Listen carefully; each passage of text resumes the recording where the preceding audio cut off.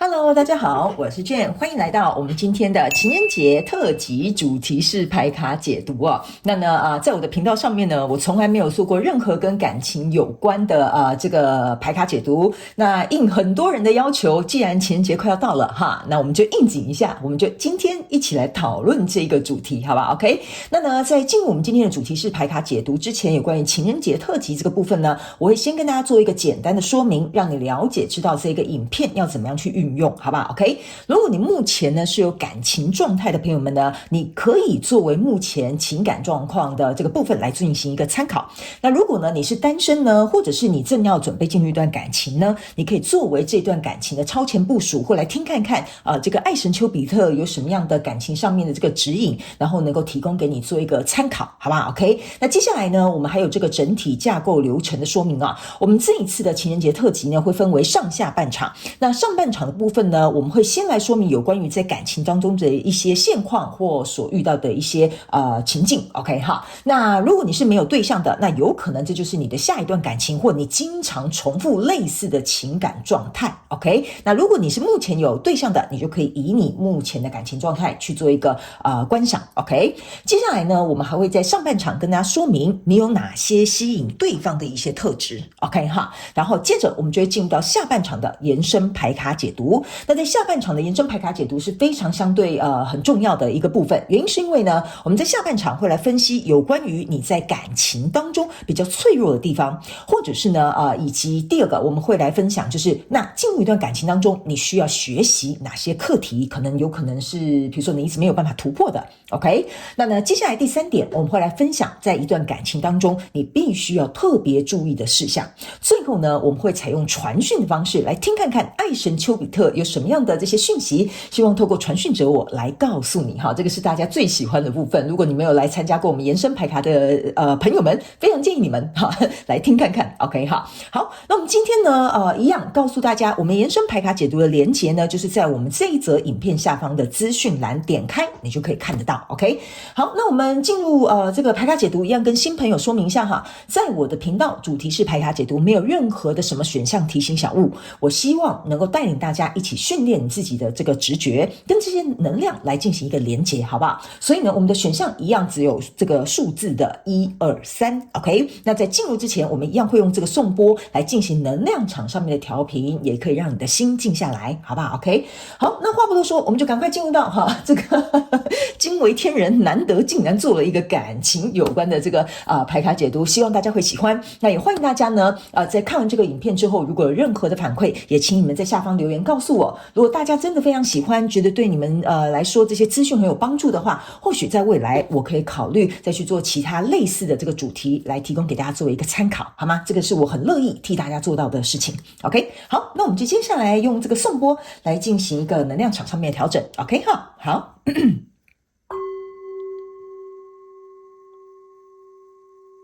现在我要请你闭上你的双眼，去调整自己的呼吸，去心里想一下你目前的感情状况。如果你是单身，请爱神丘比特来给你一个指引。接下来去感受数字1、2、3，哪一个数字让你感觉到共振特别的强烈，你就可以选择那个数字作为你今天的讯息参考。最后请你张开眼睛，让我们一起来听看看爱神丘比特有什么样讯息，希望透过传讯者我来告诉你。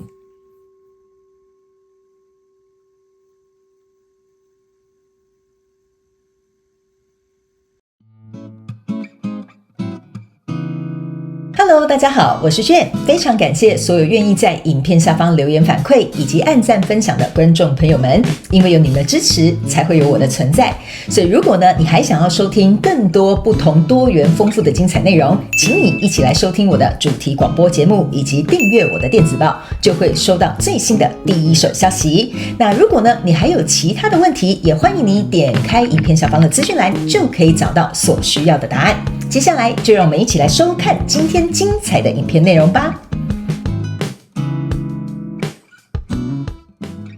Hello， 选项一的朋友们，欢迎你来到今天的情人节特辑爱神丘比特的这个主题式牌卡解读啊。OK， 那如果呢你还没有去看到我前面开场时的影片使用说明，麻烦请你回去收看，这样你比较了解知道这个影片要怎样去做一个运用，好吗？请大家呢千万不要 skip 我前面的这个说明哈。有很多人呢经常会在下面询问这个影片到底要怎么样啊哈。其实我在开场都有讲得非常的清楚，好不好 ？OK， 那当然你有任何问题也可以留言来询问我们，好吗？那今天呢，我要特别跟大家讲一下哈，今天的这个感情主题牌卡解读呢，最重要的是能够协助你能够去了解自己。那如果当然你对于选项一很有感觉选项二你觉得好像也有一点点感觉，当然你可以两个都去参考。我觉得综合讯息来说，得到更多资讯，你会更了解你自己，相信在一段感情当中你会特别的得力，好吧 ？OK 好，那我们今天呢，一样呢，在洗牌过程当中去迎接我们选项一的朋友们的这个能量场，来到我们的这个今天的牌卡解读里面 ，OK 哈。那请稍等一下，因为你们的牌卡呢都是现洗现翻的，很像人家讲的现摘现卖，是不是 ？OK 好，我们一起来看看这个爱神丘比特有什么样的讯息，希望透过我来告诉选项一的朋友们，好吗 ？OK 好，请等一下哈，我先帮你把牌卡都抽出来 ，OK 行。好的，好，我们一起来看看哦，请给我一点时间，让我去感受一下你在这个情感当中的一些状况的呈现，好吗 ？OK 哈，请稍等我哦哈。下半场延伸牌卡解读是比较像是你在自我成长跟自我学习的部分。你明明想要一段稳定的关系，可是你却希望有这些很复杂的事情，或有一些drama出现去证明些什么。我要能够知道我在你心目当中的地位有没有比你妈妈重要，有没有比你兄弟重要，有没有比你的生意重要，有没有比你的工作重要。生活当中该动的东西还是要动 OK， 该做的事情还是要做。担心未来对现在的感情没有任何的帮助。你要能够去享受自己一个人的单独，你什么都要求别人做到100%，那你自己呢？亲爱的选项一的朋友们，这是一个全新的开始，你本来就值得一段健康的感情。OK， 行，好，我们一起来看一下哈。首先呢，他们叫我再帮这个选项一的朋友们再多抽一张牌卡。OK 好，不好意思我跟新来的朋友们说明一下哈，我的这个牌卡解读呢，我比较按照自己的风格 OK， 然后呢，我没有什么特定的这种牌卡或牌阵，也不会一定按照牌意来做一个说明，因为选项一跟选项二或选项三的朋友们，他们可能所需要的这个资讯不一样，所以我必须要提供给他们不同的方式，那也有可能刚好大家都统一，好不好 ？OK 哈，所以请你们呢，就可以接受，这就是我的 style 哈。如果你要来看我的牌卡解读，就是这样子的。好吧 ，OK 好，行，这张有点长哈，我不知道把它摆在哪里。好，不好意思，我再帮你往上调一下哈。好，行 ，OK。好，我们一起来看一下哈。首先呢，我会先跟你说明一下，我会从这边一分为二，好不好？一分为二，这边是左边，这边是右边 ，OK？ 那呢，角色可以互换，你可以把左边当作是你，或右边当作是对方哈。因为呢，我觉得要让你们看到你们两个人的状况，或者是比如说立场不同，让你比较能够去分析，或者是去能够了解对方的一些状态，好不好 ？OK 好。首先呢，在左边呢，我们就讲左边这个人呢哈，我个人会感觉哈，你们其中应该是有一个人呢，我觉得他比较有点像是说，比较有点像是惊弓之鸟，就是说这个人哈，我先给你看一下哈，就是说你们其中有一个人呢，这个人呢，他是可能是本身蛮有名望的，或有实力的，或工作不错的，或者比如说他本身是外表看起来让别人觉得说他是一个很有成就的男生哈，或者是哇，他是一个很有自信的这个大女主 ，OK 哈，那这样的状态呢，我个人会感觉哈，就是说他外表看起来好像是这样，但他内心其实不是。OK 哈，他的内心有一种就是随时有点，为什么会说他有点像惊弓之鸟的意思，就是说他可能曾经在过去的状况，可能被利用，可能被背叛，或可能就是那段感情不顺可能就纯粹个性不合，所以导致于我觉得这个人呢他目前心理的状态是有一种就是我觉得我条件很好，所以我有选择的权利哈，但是他的这个选择给我一种很细微的感受，就是反正我条件很好嘛，那你如果我觉得你哪里不对我可能就把你切割，我可能就跟你分手，我可能就不要跟你在一起，或者是我可能就会有点收回来不一定可能跟你切八段。就是说这个人呢，他在情感当中的这种很害怕受到，不能说他很害怕受到挫折，但是我会说他比较小心翼翼好不好？比较警觉一点点 ，OK？ 这是他给我的目前的状态。那这个人呢，其实我必须要跟你讲就是说在左边的这个人呢，他怎么讲？你可以注意看哈，这张牌卡后面是有一个加的，就是说他对于一段稳定的关系，他是有渴望的，他是想建立的，他是想要拥有的。OK， 但是呢，你看哦，它是一个这个叫做什么啊？这是什么？我连牌是什么都没有看哈，反正我就在解释这个能量，因为通常有些时候我在解牌，我不会看牌的哈。这个能量场给我有一种感觉，就是说这个钱币国王哈，他拿着一个钱币，手上拿着一个权杖。OK， 意思就是说呢，你看哦，你要翻山越岭才会到他家。OK， 意思就是说你要通过他的这个怎么讲筛选，或者是要跟他进入到一段感情哈，前面有一段路要走的，你懂我意思吗？但是他很有诚意，他会展现出来跟你讲说我是钱币国王。OK， 但你要入住我家哈，你需要可能经过我重重的考验，或者是我要审视你，或者是我要观察你，或者是我要好好跟你相处。这个人哈，他不是不好，他就是这种步骤跟程序可能比较多啊，毛比较多啦哈，有点像是这样子哈。然后呢，这一张宝剑六，你看他坐在船上哈，这边有就是3支宝剑在这里，2支宝剑在这，1支宝剑在旁边，那宝剑在旁边。你看他是伸手哈，你注意看，他是伸手从这2支宝剑穿过去，要拿另外这支宝剑进来，意思就是说。这3支宝剑象征的是，比如说，就像我讲的，过去怎么样的经验可能并不是很好，导致于是说呢，他随时拿一把宝剑，他呢不想做这种错误的选择，就变成有点过分小心了哈。因为你投入一段感情呢，你不知道说一定是会成功嘛，或会失败，你得试才知道这个人跟你适不适合。可是他有一种就是我这个宝剑哈就是这样子，我为了避免这个宝剑战的状况哈发生哈，我告诉你哦，我先保护我自己。我宁可让你受伤，我也不要让我自己受伤。所以这个人，我觉得他可能表面上，我必须要跟你讲哈，这个人是一个钱币国王嘛，所以他表面上可能不会展露出来这样的状况，但是他心里是有这些小心思的，但你不会知道。OK， 我必须要跟你讲，他不是在什么打量你、算计你哈，所以你不用紧张。我的意思是说，他自己心里是有这些挂碍的，或有这些想法的。OK， 那另外一个人呢？哈，比如说我们就讲右边这个人，或 A 或 B 都可以，随便看你们怎么去带路。你要来听我的牌卡解读，就是要灵活运用妈妈生给我们的大脑哈。这个我在开场 slogan 都有讲了。OK 哈，所以另外一个人呢，给我的一个感觉是，你注意看啊，这个是一个权杖7，这个人是在对抗这个火龙的。OK 哈，然后这边是一个圣杯7，非常有趣的，2张牌卡都是7。OK 哈，那这张牌卡呢是一个圣杯7，这个人头上有非常多的圣杯。OK 哈，那我个人会感觉呢。你们2个之所以为什么会相遇，或者是这段感情为什么会开启 ，OK？ 我觉得有非常重要的一件事情，就是你们2个是在彼此身上学习如何跨越过去的感情给过你们的危机或经验，或者是这些回忆。你们2个有点像是说，你们的相遇或你们的怎么讲？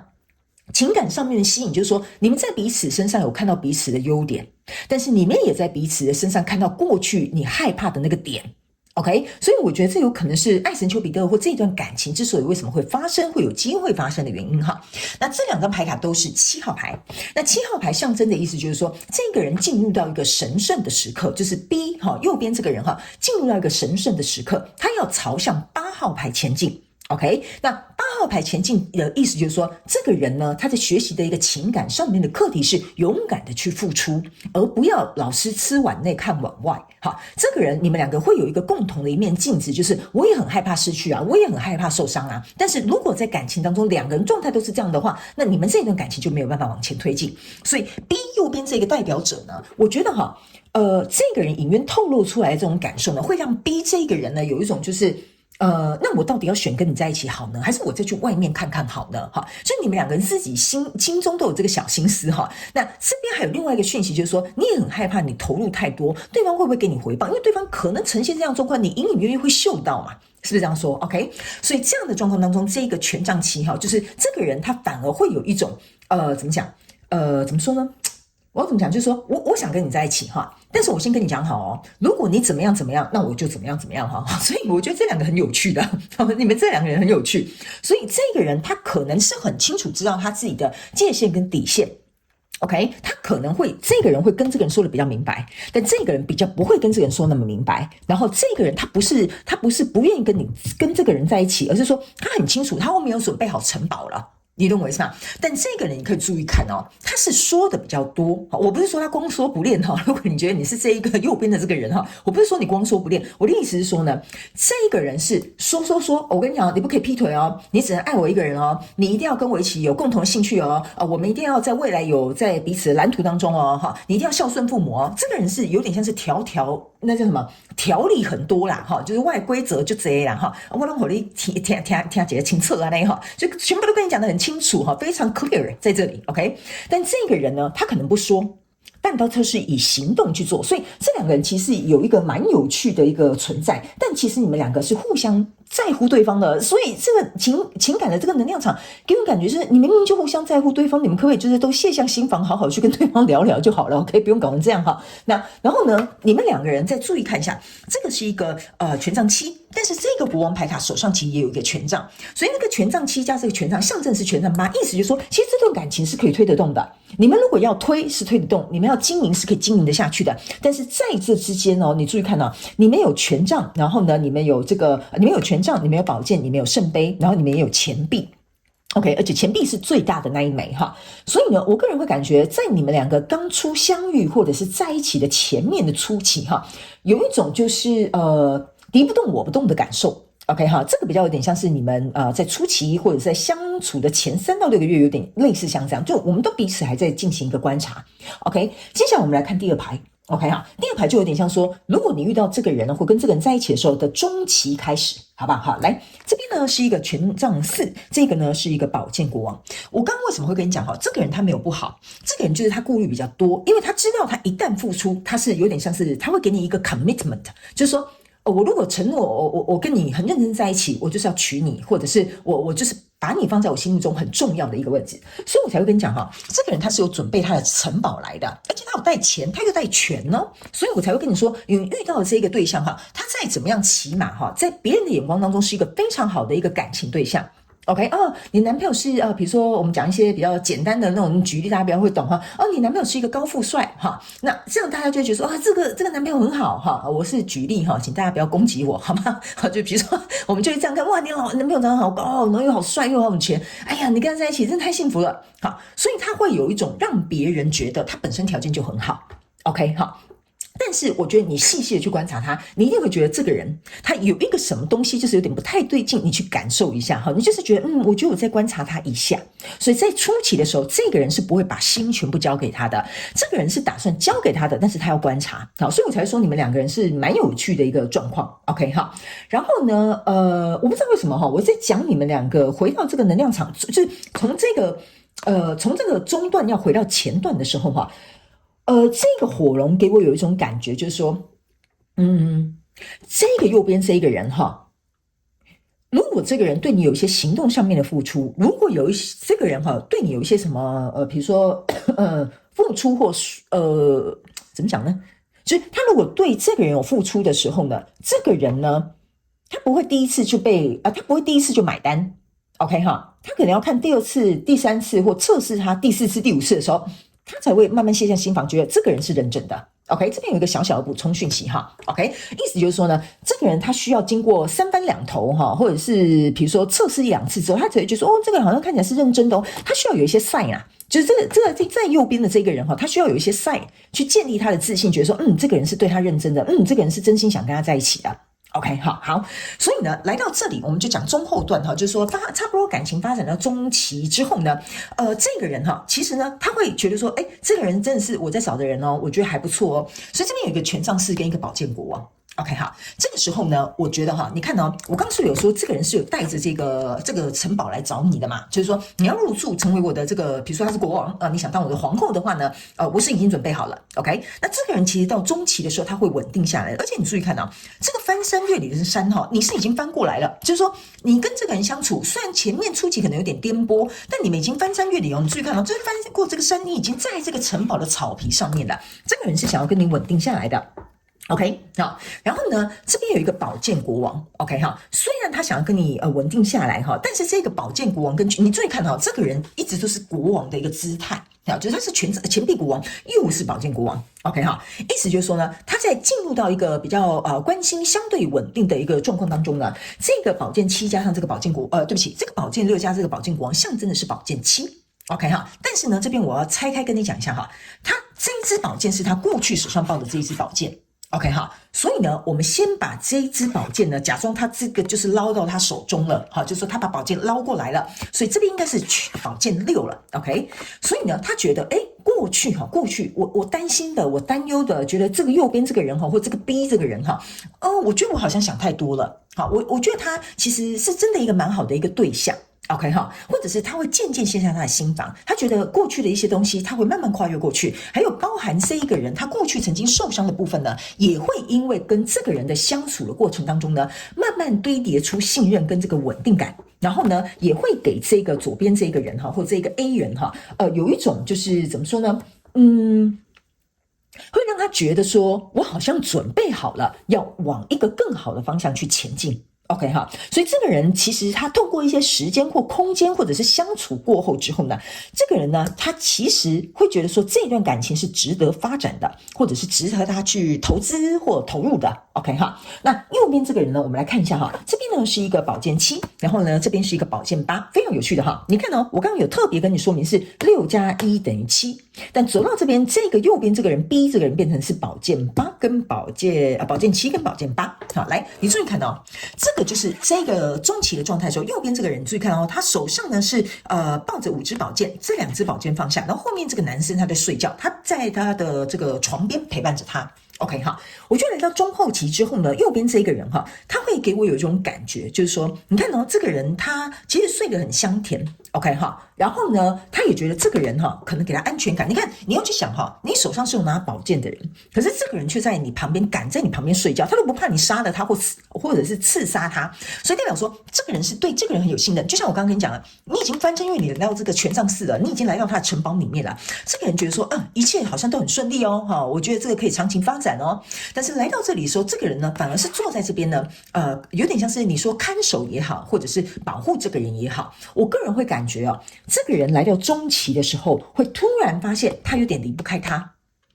就是右边这个人会觉得我有点离不开他。OK 离不开他的原因有几个那你要看你自己是属于哪一个，好不好？这边有几个能量场，每个人心态不一样，你自己去对照一下，好吗？我们要灵活运用在你的这个状况当中这个就是我觉得大家来到我的频道，我们要互相练习的，互相帮忙的，好吧 ？OK，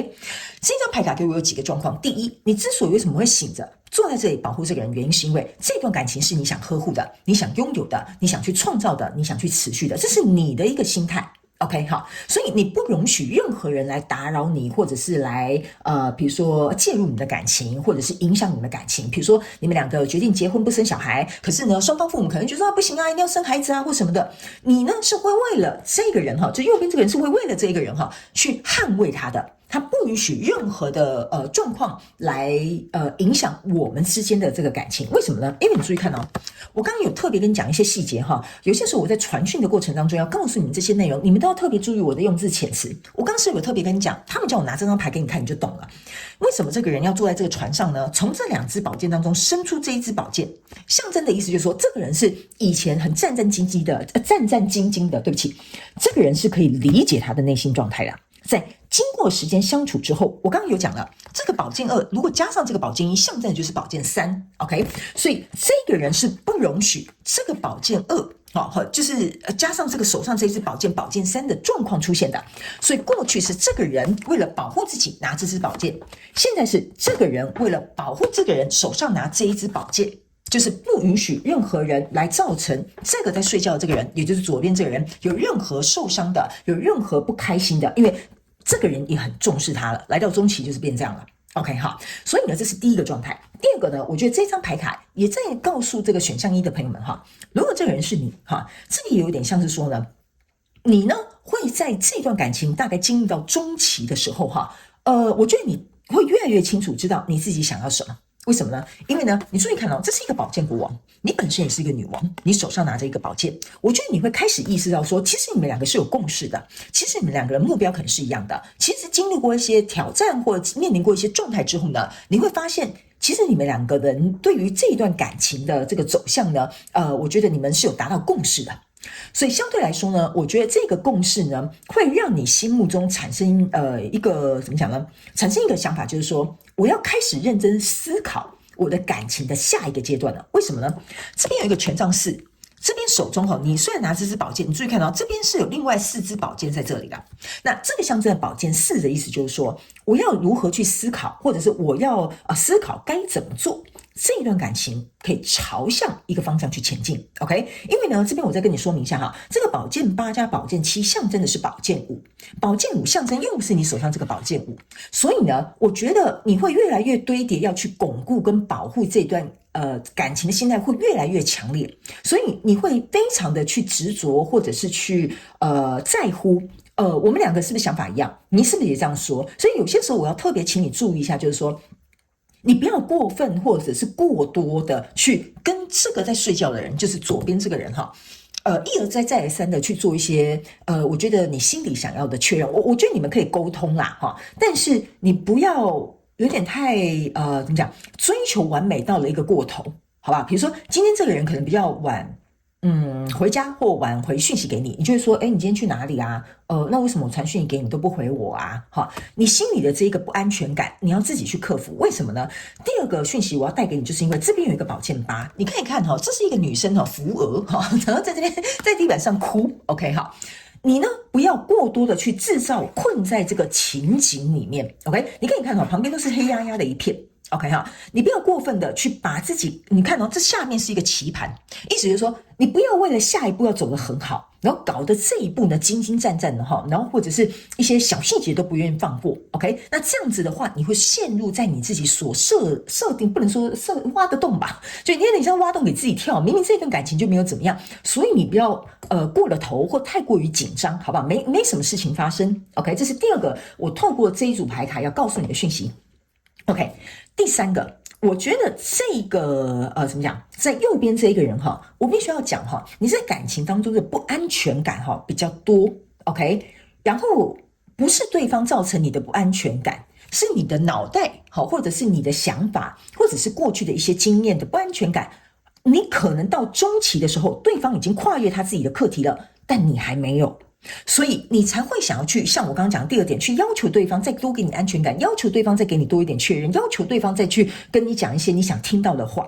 所以这个是非常重要的一件事情，这个没有人可以帮你，你可能要自己克服。所以你千万不要在这边挖一个洞给自己跳，明明在这里已经差不多稳定下来，也好好的，这个部分你自己就要去跨越了，好不好？好，来，最后我们来看这里这两张牌卡。OK 哈，来这两张牌卡呢，左边象征的是权杖2，这边象征的是钱币10。OK 哈，我个人会感觉哈，右边这个人只要把这个东西处理好，左边这个人呢，只要更加的稳定之后呢，其实我可以跟你讲哈，这个人是可以扶得动这个人的。你懂我意思啊？这个人是可以精神上支持这个人，这个人是搞不好连财务上都可以支持这个人。为什么呢？因为他宝剑国王加上宝剑7等于宝剑8。就是说，这个人会给这个人力量去突破这个宝剑8的状况，所以我才会说，你们两个人相遇是有迹可循的，你懂我意思吗？然后你们两个之所以为什么要有类似的状况，你们才能够共同去超越这个灵魂的课题或感情上面的问题。OK， 所以来到这里呢，我们就讲哈。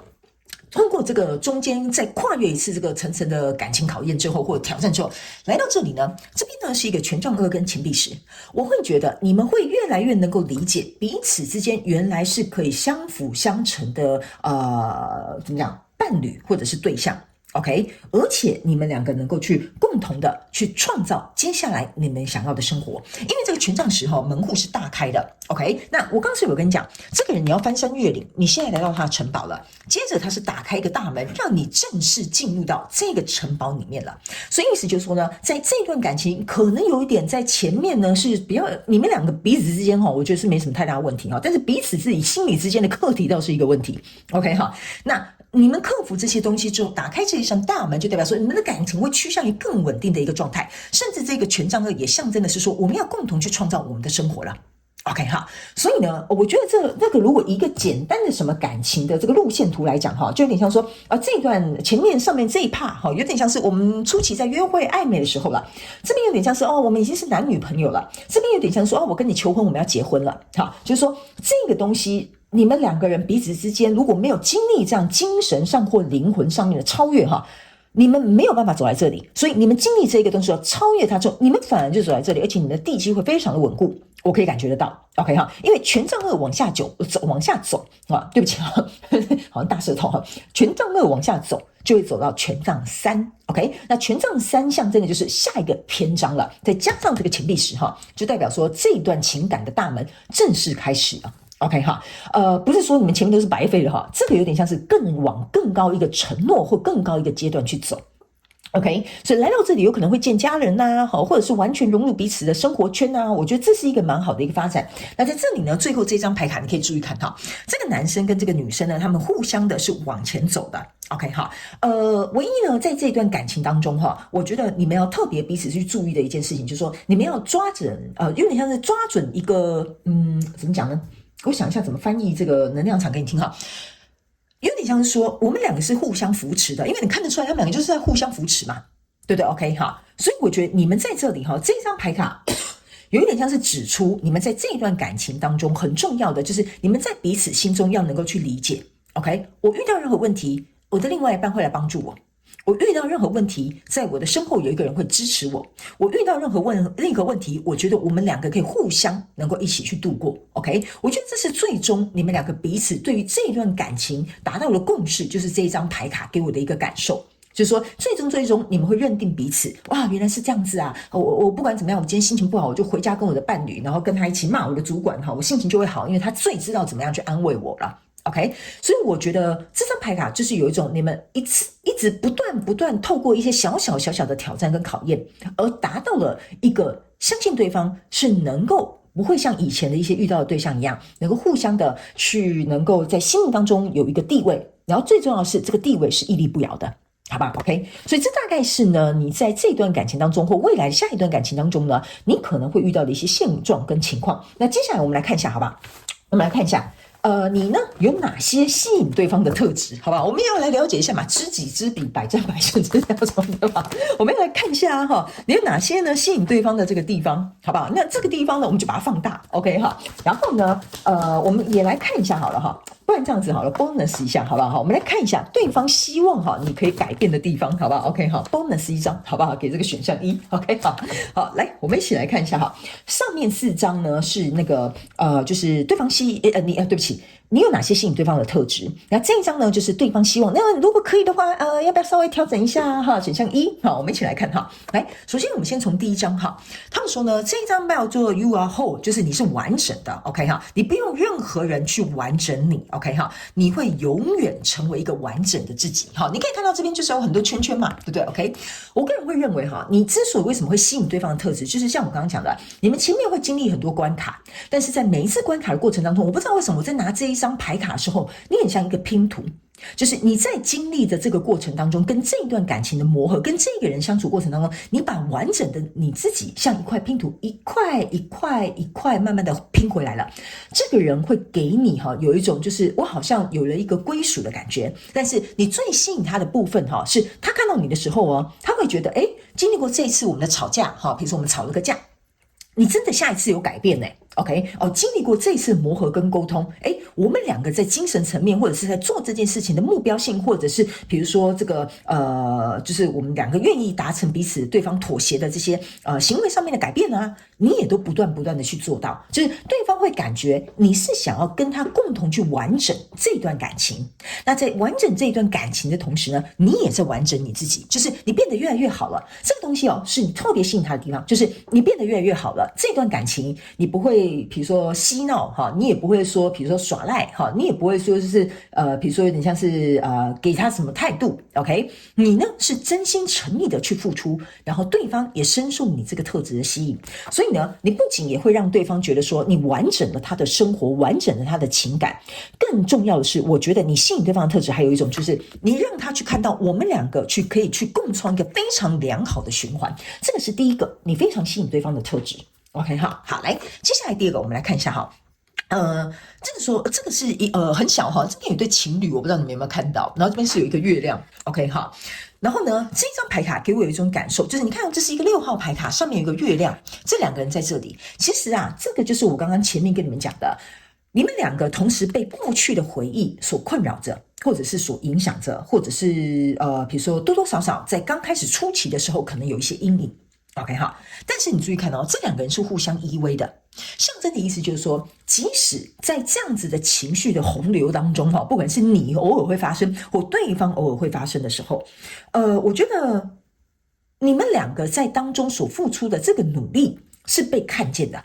就是说，比如说你原本是一个很不安全感的人，你可能每早上你都会要求他，你一定要跟我讲你起床了啊，晚上你一定要打通电话啊，我在睡前你一定要跟我讲电话 ，OK 哈。但是中午啊午休的时候，你一定要传个讯息告诉我你吃了什么哈，好像在查寝哈。好，那这个状况哈，有一点像说，你们在这个过程当中呢，第一个哈，这个特质就有点像说，你渐渐减少了这些状态，就是说你不用再用确认去相信对方是爱你的。OK， 这个东西我觉得你找到自己应该说你对自己的情绪控管啊，变得越来越成熟。OK， 这个是对方感觉到被你吸引的，这是第一点哈，这张牌卡给我的一个感觉。第二点的意思就是说呢，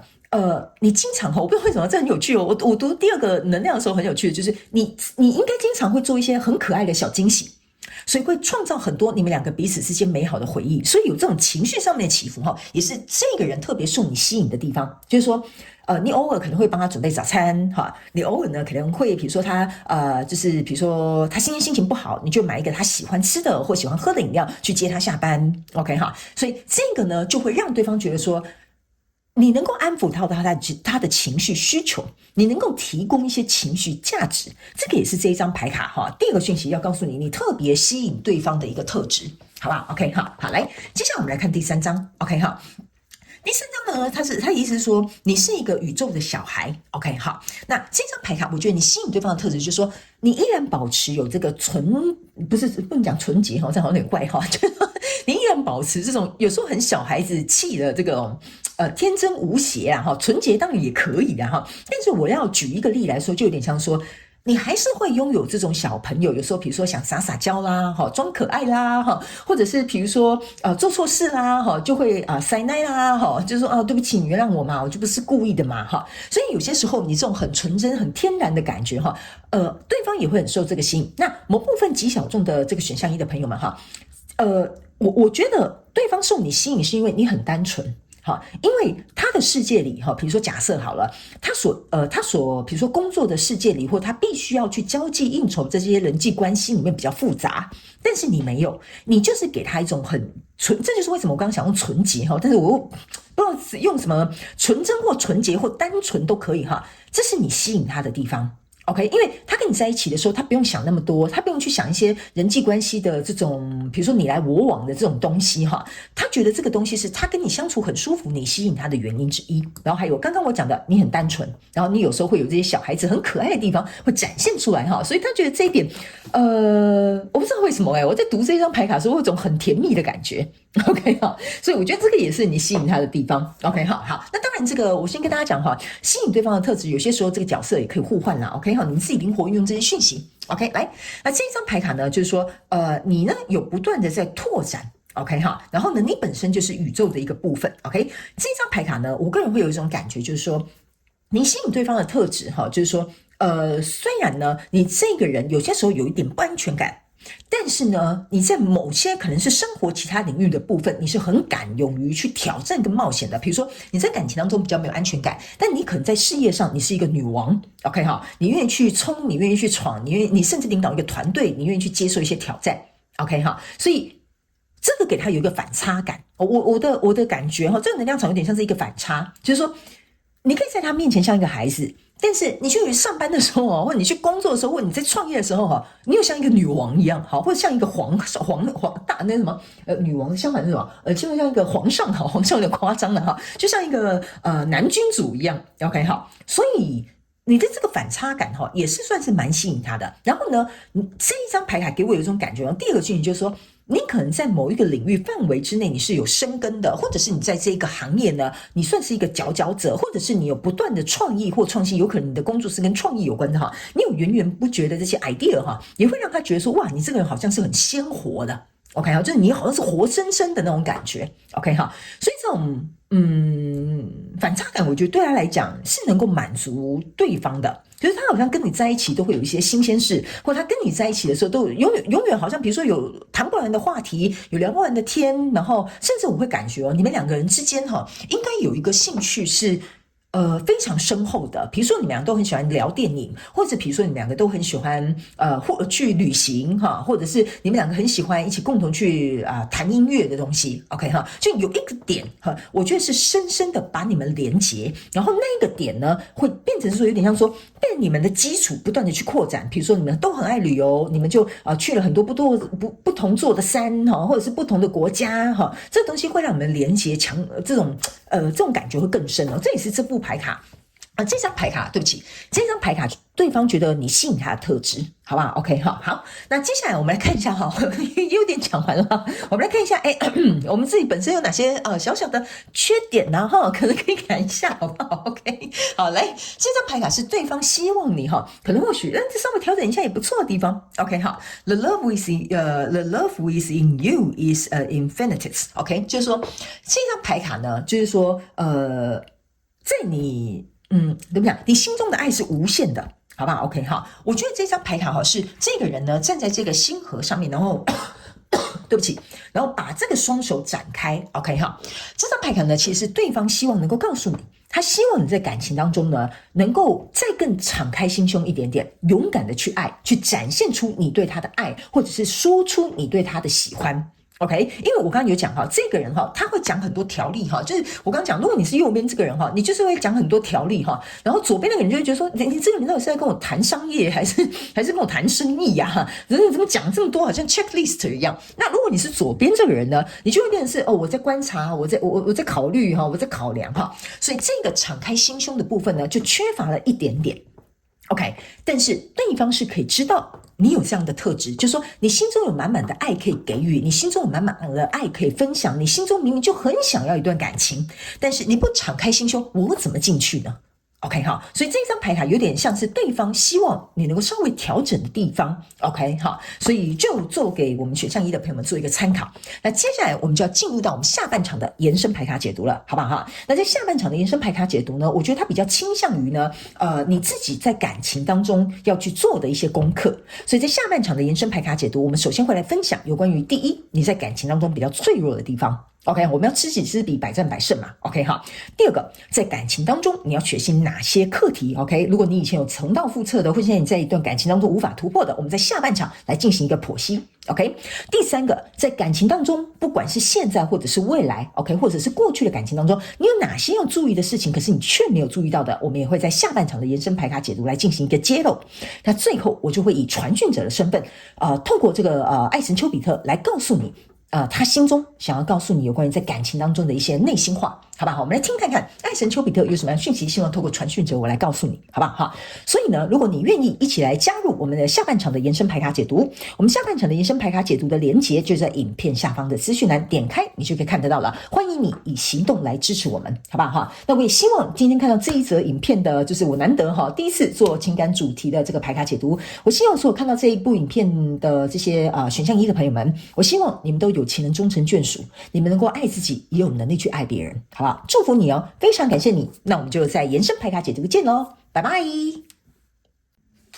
Hello， 选项2的朋友们，欢迎来到我们今天的情人节特辑丘比特的主题是牌卡解读 OK 哈。好，那我们今天呢，一样呢，跟大家说明一下哈，在上半场我们会先来分析有关于你在感情当中可能遇到的现状或者是一些情境，好不好哈？那当然呢，如果你是单身，就像我前面主题这个开场的时候有特别说明哈，如果你没有看这个开场说明呢，不知道这个牌卡要怎么样去运用的话呢，我会建议你回去看一下开场说明，好不好 ？OK 哈。好，那呢，这边呢，我可以跟大家说，如果假设哈，你觉得选项2我也喜欢，选项3我也有点感觉，那当然我会建议你2个都去看一下，因为有可能是一个综合讯息的一个参考。其实我觉得你可以都去截取适合你的讯息就可以了，好不好 ？OK 哈，好，那我们接下来就准备进入到我们今天要来跟你说明的牌卡的部分哈，就是有关于现状或者是遇到状况。OK， 行，然后等一下我们来看一下你在对方的眼中有哪些吸引他的特质，好不好 ？OK， 好，那呢，请给我一点时间，让我去感受你能量场上面的细节，好不好？哈，请稍后哦。这个人只要有一个什么风吹草动你的情绪就会跟这样起起伏伏，闭上眼睛就有点像是很盲目的进入到一段感情当中。只要你愿意改变，你能够得到的是无限的，而不是说你在这个感情当中不断的改变你自己。我觉得你身边一定也会有人跟你讲这句话，你是一个聪明人，那怎么会这样？你不可以放纵他，他高兴怎么样就怎么样，来接你就来接你，要什么什么什么等等之类的，你这里就是要处理好，你必须要把握这个机会去做到这件事情，让你们感情有一个更好的改变。我这边讲一个直白话哈，这个你就当做我是你朋友，我跟你讲哈，人生呢绝对不会因为你没有做任何改变，然后他就自己莫名其妙变得很好，长得很漂亮，不可能。好，我告诉你，人生一定是因为你做出行动上面的改变，想法上面的改变，选择上面的改变，你的人生开始变得不一样，而且会长得很好。OK， 好，我觉得选项2的朋友们的，不好意思，我还是有点感冒，所以我在录影的过程当中会咳嗽，请大家原谅我哈，请见谅，好不好？因为我还是想要把这录完给你们。OK 哈，我要怎么形容你这个能量场呢？不要很紧张，我什么都还没有说，好不好？你们有些人我已经感觉到有点什么还不说。OK， 好，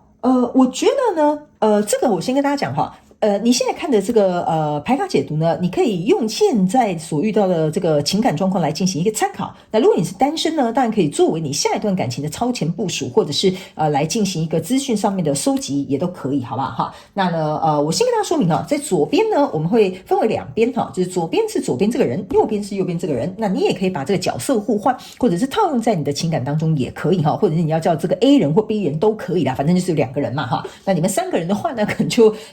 可能要下一次我们做别的情感主题牌卡解读才会用到。OK 哈，好，那呢，好，我直接来讲好了哈。来，左边这个人呢，好，我先给你看一下这张牌卡哈。那我先讲上面这一排有点像是你们感情的初期，中间这边呢是有点来到中期哈，就是可能已经在一起，或者是暧昧一段日子，或者是比如说可能已经发展了一段时间。OK 哈，来，在初期的时候，在左边这个人的过程当中哈，你可以注意看到，这是有一个女生抓着这个男生哈，有点像是说，你不要走哦，我有话跟你说。那另外这边呢是有一个男生坐在后面，然后呢这边有一个女生蒙着面纱坐在这个女生的前面。坐在这个男生的前面，对不起 ，OK， 好，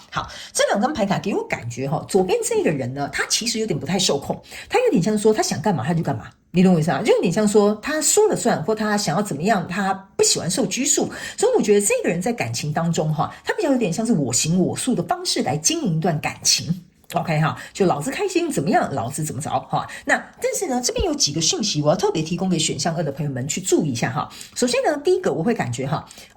如果假设你是这个女生的话哈，因为你们角色可以互换哈，只是说这样子我解释比较好解释给你听。比如说你是这个要拉住这个男生的这个女生的话呢，我个人会感觉哈，对方经常会觉得对你有点不耐烦。或者是你每次要跟他讲话的时候呢，他可能就是没有耐心听你说话，然后每次你可能都要拉着他，或者是你都要跟他说，我还没有讲完呢，上次吵架也因为这个原因那你到底要不要跟我好好聊这件事我会感觉这有点像是你们的这个初期的状况当中会有一点这样的情况产生。比如说假设好了，在初期你们可能暧昧嘛我举个例来说，他可能也跟其他人同时在约会，所以这个女生可能就会跟这个男生讲说，那你到底是喜欢我还是喜欢另外那个小美那你到底是想跟我在一起还是你想跟小美在一起就类似像我刚刚形容的这个过程所以在这里呢就会有一种拉扯的感觉有可能有其他的原因，或者是有其他的人物，或者是有其他的一些考量，导致于这样的状况在初期其实是可见的。但是我个人会认为这个女生呢给我有一种她比较牺牲，或者是她比较委屈自己，或者是有点忍耐OK 哈，因为我们在暧昧嘛，我们本来就不是男女朋友嘛，你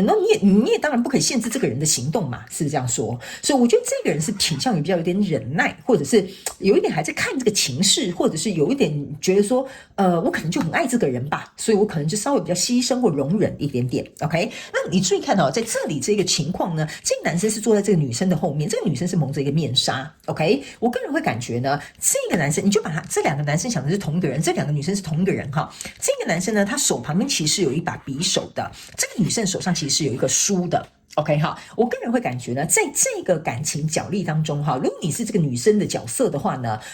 你比较有点像是想办法尽可能运用智慧去处理这件事情，就是说这段感情如果是在初期可能有这样的状况的时候，或者在这个过程当中有这样的状况的时候，你是希望能够用你的智慧去改变这些东西，或调整这些东西，或想办法解决这些事情。可是这个男生呢给我有一种感觉就是怎么讲，他可能心里有一些不同的想法因为每个人对应到的人不一样，我都把不同的派别的人的心态告诉你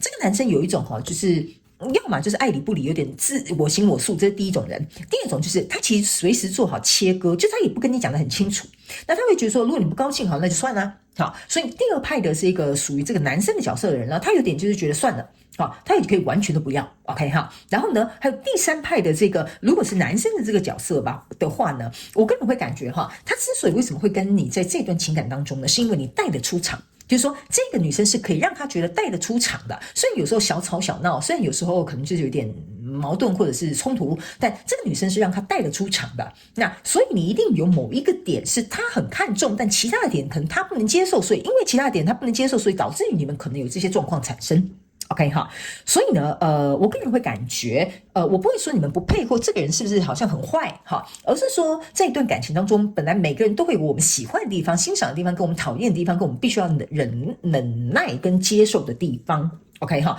所以在这样初期的过程当中，我觉得这个碰撞啊，跟这个火花可能比较多。OK 哈，这是左边这个人给我的一个感觉。那在右边这个人哈，右边这个人呢，我个人会认为他对于左边这个人呢是属于满满的爱，然后他觉得他离不开 ，OK， 他甚至哈，我可以跟你讲哈，右边这个人甚至可能也会觉得说，我是不是有病啊？我为什么会离不开哈？就是他有到那么好吗？甚至我会觉得右边这个人的朋友们哈，或者是亲属家人们，甚至也会跟你讲说，你没有必要去理这个人啊，这个人对你的态度这样，你干嘛要为他哭呢？你干嘛要为他伤心呢？哈，这就是右边这个人给我的一个感觉，他会觉得我的圣杯给你了，可是我好像没有受到我想要的对待，那我可能反而要牺牲，但是我想要走开。我其实是有智慧的人哦，我刚刚就是跟你讲，这个女生是有智慧的，我是有智慧的人，甚至我会觉得某部分这个女生她是有很高的学历、很高的社会地位或很高的一个怎么讲？在她的亲朋好友面前，她是有一个很好的情绪处理或处理事情是很有能力的人。OK， 但是偏偏这件事情不知道为什么他就处理不好啊，所以我觉得有点像是就是有点怎么讲，有一句话那个叫什么，就是你就是有点刚好遇到了的度点啊，哈，就有点类似像这样的一个感觉，所以导致于这个人呢，他在这段情感初期的过程当中呢，有一点比较无法割舍 ，OK 哈，无法割舍，然后他又很想要一个名分，好，这个人有点比较像是有想要一个名分，就像我刚刚跟你讲的嘛，这个状况像我刚刚举例的，你到底是喜欢我还是喜欢小美，所以这个女朋友或者是老婆这个头衔名分还没有到，所以这个皇冠上面就是漂浮在这一份，你看这个皇冠哈，跟这个叫什么圣杯哈，中间那是有一个空隙的，就是说他还没有要到那个名分 ，OK， 然后这个圣杯是在一个黑夜里面，就是说这个还没有到一个什么拍板定案啦，很确定我们之间的关系啦哈，或者是甚至这边有一个小众的讯息哈，某部分选项2的朋友们，你们的感情是不见光的哈，或不能见光的 ，OK， 就是说可能会引来别人的非议，或者是可能会可能以社会观感来讲，对你来说这份感情是不可以曝光的 ，OK 哈，那你们不用担心哈，不是说不能曝光一定是别人小三哈，也有可能对方是什么知名人物，所以他可能需要低调，他不能够这么快的曝光，或不希望这个时候就曝光了。OK 哈，所以呢，这导致会变成是说，这个人因为右边这个人，他因为比较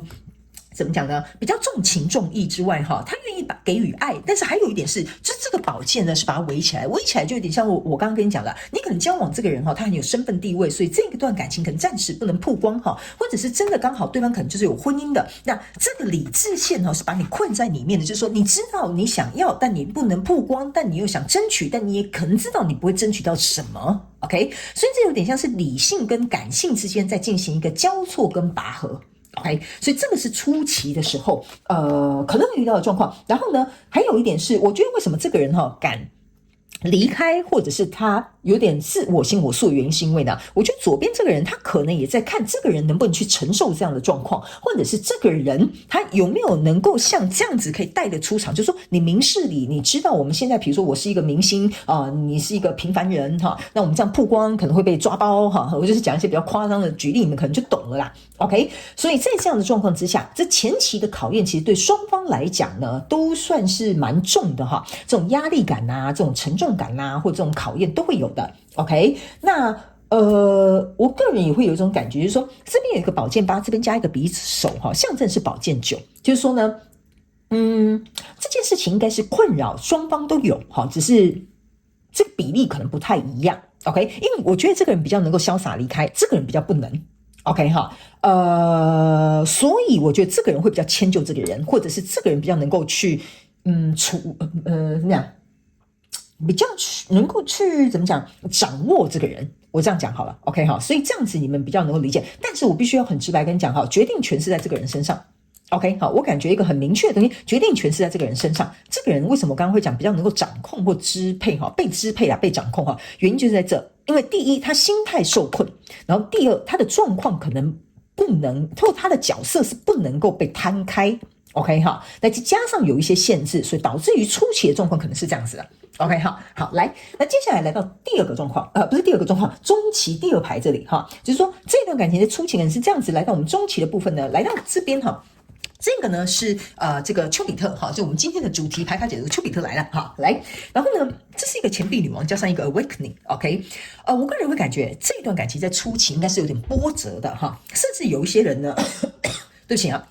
有一些人，你们选上来的朋友们极小众的哈，你们甚至彼此之间可能是远距离的，或者是可能在网络上认识，或者是比如说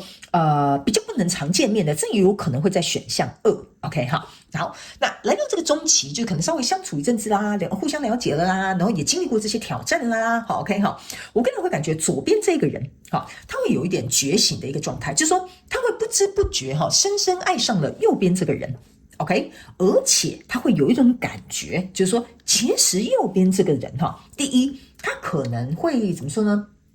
他真的很沉，我不知道怎么讲哈，但我只能用沉得住气来讲，或者是很有智慧的去处理这段感情。好，这个是这个人在这个过程当中，慢慢的去怎么样？去理解、去看见、去发现、去感受到，所以他开始注意到右边这个人对他来讲，在他心目中的重要性。OK 哈，那这个在过程当中呢，我觉得这个人是渐渐的爱上了右边这个人。好，比如说这个人为他伤心，为他难过，为他付出，为他牺牲，为他容忍，所以这个人渐渐去看到说，其实这个右边这个人对我付出真的很多，他真的牺牲很多，他真的很明事理，他真的做了好多改变，做了很多为我或这段感情的牺牲跟抉择。OK 哈，所以在这个过程当中呢，他渐渐的去看到右边这个人的价值，这是在中间相处一段时间之后才会发生的。OK， 所以如果你们在初期就断掉的话，那不会有这些事情发生。我的意思是说，除非你扛过这段时间啦 ，OK， 要不要扛那是你的选择，因为这是你的人生。但是我必须要把这个能量场告诉你 ，OK 哈。然后呢，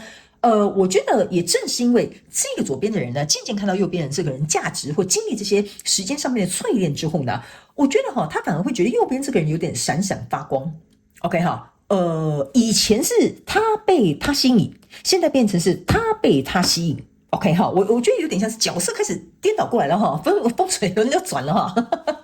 所以呢，这个丑媳妇变成那个婆婆了哈，就上位了哈所以我就会觉得在这样子的过程当中呢，变成是左边这个人开始有一点点觉得，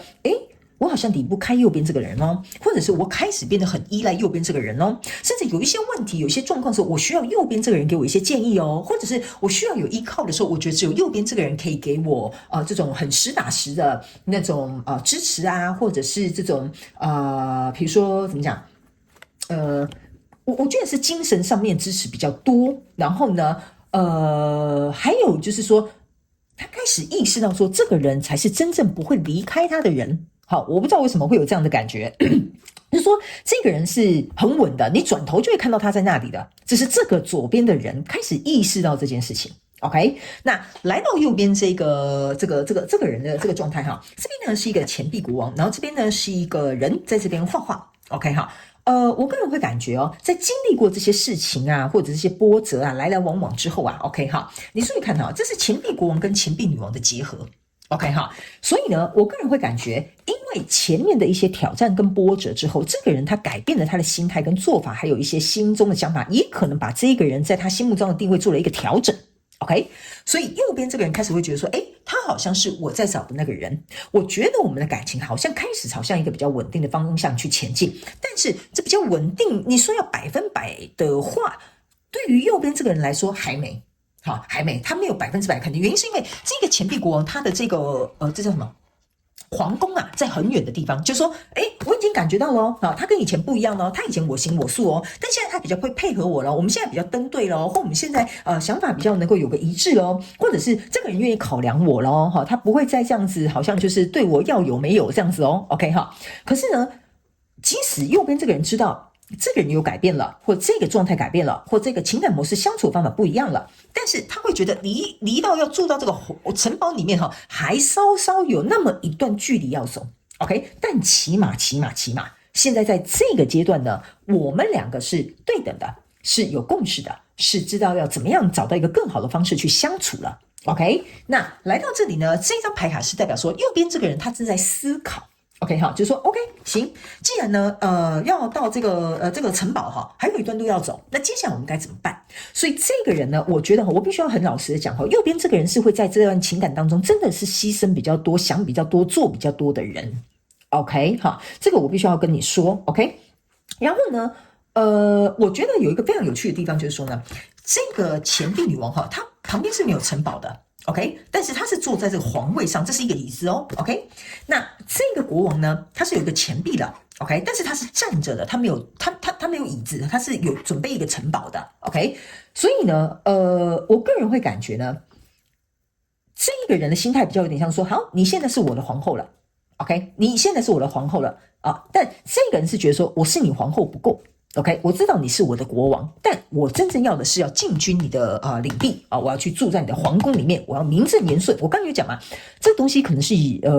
没有办法有名哈，或者是没有办法曝光，或没有办法就是让所有的人看见，甚至是就是可能还是甚至到这边哈，都还在一个不是很明确的状态，或者是比如说还是很暧昧。OK 哈，所以呢，这个右边这个人就会去思考说，我到底要怎么样才能够让这段感情哈，比如说我们现在稳定了，可不可以更好一点点？我们就跟大家公布我们在一起吧，哈，或者是比如说现在很稳定了，那我们要不同居啊，或者是比如说我们对于未来的发展是什么？要生几个孩子啊？OK 哈，就是举大家不同的感情阶段不同的例子嘛。OK 哈，所以这个人呢，他还是必须要能够花费比较多心思，他才能够进入到这个城堡。OK， 那这个城堡我必须要跟选项二的朋友们哈，这个城堡对每个人的定义有点不太一样，所以你可以自己去思考这个城堡对你来讲的终极目标是什么？这个城堡就是你的终极目标啦。哈，比如说有的人是奔着结婚去的啊，那这可能就是结婚哈。那比如说有可能是奔着小孩去的，那就是生小孩 OK， 或买房子哈都可以哈，看你是怎么样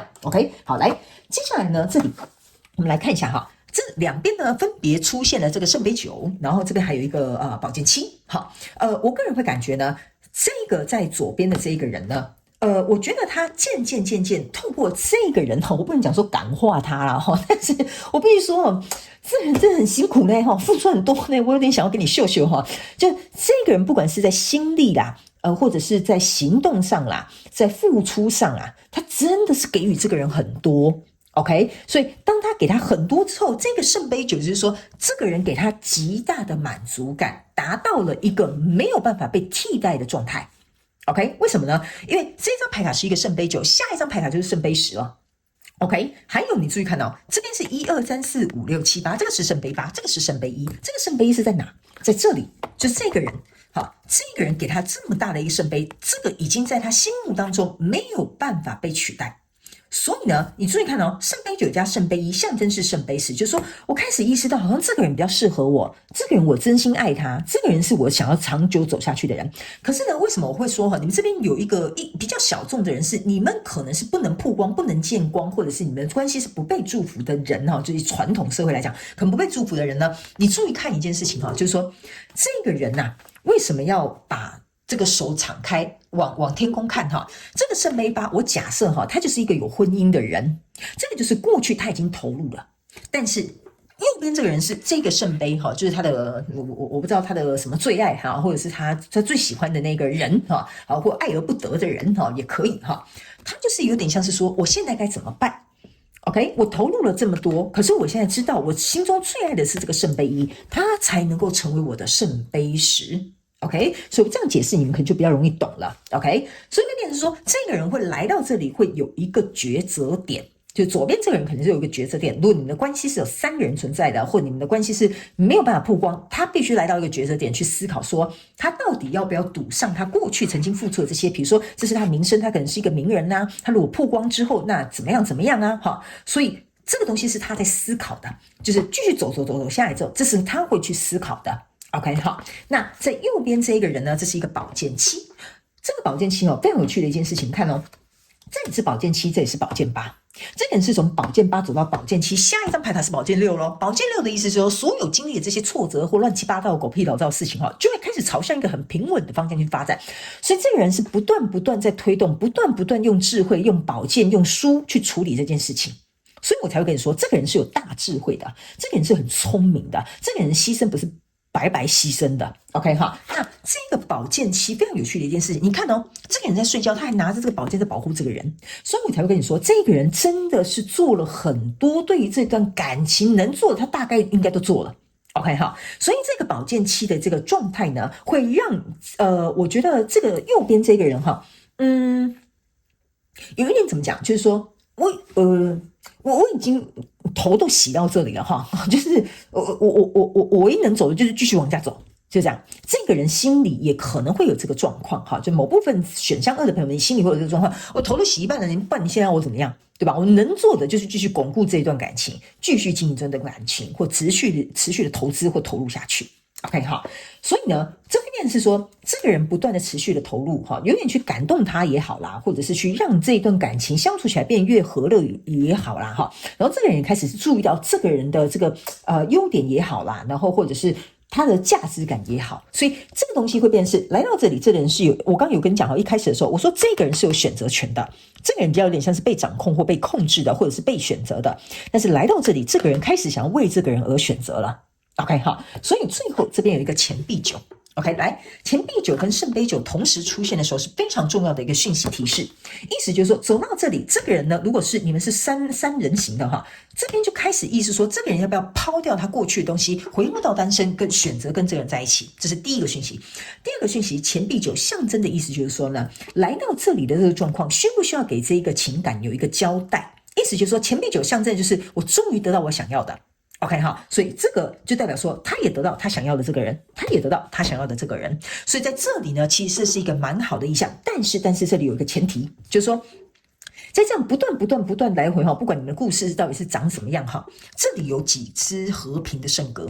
意思就是说，如果这段感情它要有一个怎么讲，有一个好的结果，或也不能讲善终听起来很有点怪哈，对不起哈，有时候可能会用错字，就是说这有一个好的结果哈。钱币9象征就是我们终于得到我们心里想要的那个梦想，我终于达成了我要的愿望，我终于就进去我要的那个城堡的那个目标感哈，就是那个目的。OK， 在这里是有机会达成的，但是解决方法是要能够以平定这一段感情，或者是比如说假设这里是有一个人他可能是有家庭要处理的，要能够带来一个和平的解决方案，这件事情才会开始朝向这个钱币9。不过钱币9之所以为什么成为这个结局的牌卡，象征就是说只要找出这个和平的解决方法，这段感情它是的确可以达到双方满足，甚至是3方满足。OK 哈，好，那接下来呢，我们来看一下，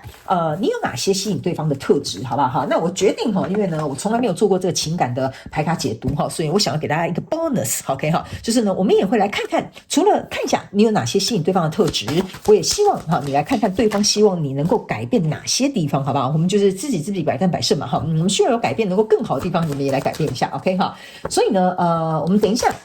就一起来看一下哈。那当然，如果我第一次做这个情感有关的这种牌卡解读，如果你有任何反馈，也欢迎你在下面留言跟我分享，好不好？如果大家真的反应很热烈，大家真的很喜欢这些我提供给你们的资讯，那在未来我再来考虑要不要特别帮大家开一些有关于情感的牌卡解读的这个主题，好不好？因为我们今天是特别因应这个情人节哈，特别加码，好不好 ？OK 哈。如果是老观众就知道了，我从来不做这样子主题的节目，但是有些时候我觉得，如果我可以提供一些有用的资讯，我觉得何乐而不为，好吧 ？OK 哈，好，行，好，那我们一起来看一下哈，你有哪些吸引对方的特质？好，来，首先这张牌卡就是 We are all one，OK， 这个就是为什么哈，对方很吸引你，很被你吸引哈。在选项2的朋友们，你注意看 We are all one， 意思就是说，你把这一个人当作自己一样。OK， 你看哦，这个人是一个野兽，但你是一个人，你不因为他是野兽，你不因为害怕，就是我刚刚有跟你讲嘛，这个人他很我行我素嘛，他想干嘛就干嘛嘛，就跟一匹野马一样，但你并没有因为这样子丢下他、抛弃他或不喜欢他，或觉得他这个人怎么这么点哈，你们自己填空哈，给你们自己一点机会去填空，好不好 ？OK， 但是你永远都是以你们的最大利益去着想，这个就是你特别吸引对方的地方。OK 哈，而且呢，你会给对方有一种感觉，就是你是为爱而生的。OK，我为什么会讲你为爱而生？就是说，不是说你为了感情可以有所牺牲，你为了这个怎么讲？你为了感情能够付出全部，那的确哈，我个人感觉，如果你是右边那个人的话，你的确是如此。OK 哈，所以这张牌卡给我有一种感觉是，除了你把他当自己人，然后除了你为了这份爱，你为了共同的利益、最大利益化，你去牺牲了你自己，还有另外一个就是你很愿意跟他分享。OK， 你甚至在这一段感情过程当中，你会跟他分享你自己心里的想法，或者是当你们遇到压力的时候，你是愿意跟他去承担的，你愿意退让的，你愿意能够去奉献或者是去割舍的。这个是我觉得为什么左边这个人会被右边这个人感动的地方。OK， 所以这个猛兽只有这个女生可以去降服他，这也是这个人他被你吸引的地方。好吧 ，OK 哈，好来，那来到这里呢，这张牌卡就是说呢，有一个女生蹲在这边哈，他们就说water the sea of your intention 哈，就是说你必须要去灌溉这个种子的时候，你是必须要有意图的 ，OK， 所以你必须要能够去滋养你的想法 ，OK 好，所以这张牌卡呢，给我有一种感觉，就是说为什么对方会深受你的吸引，就是说你是很认真在经营这段感情。而且你的意图跟你的想法，我觉得一开始应该就很明确，就是说我就是奔着要去结婚的，所以结婚就是我们两个人总是会有缺点，我就是得包容你，但是我也会告诉你，我也希望你怎么对我，或者是什么等等之类的，就是说你的意图对他来讲是很明显。我刚刚有跟你讲嘛，他那边不是有一个城堡吗？你的目标感很明显的，所以这个人他其实一开始可以理解到说，你为什么会这样对他？你为什么会做这件事情？然后你为什么会在感情当中有这些想法？就是说你的意图从头到尾都没有改变，这也是感动他跟他被你吸引的地方。就是你是一个说到做到的人。我刚刚有讲了，如果你是右边那一个人的话，你是很有智慧的，你甚至是很能够去做情绪控管，或者是很能够去控制这整个场面的。所以这个东西在过程当中呢，你并没有因此而，比如说怎么讲？我怎么形容？就是说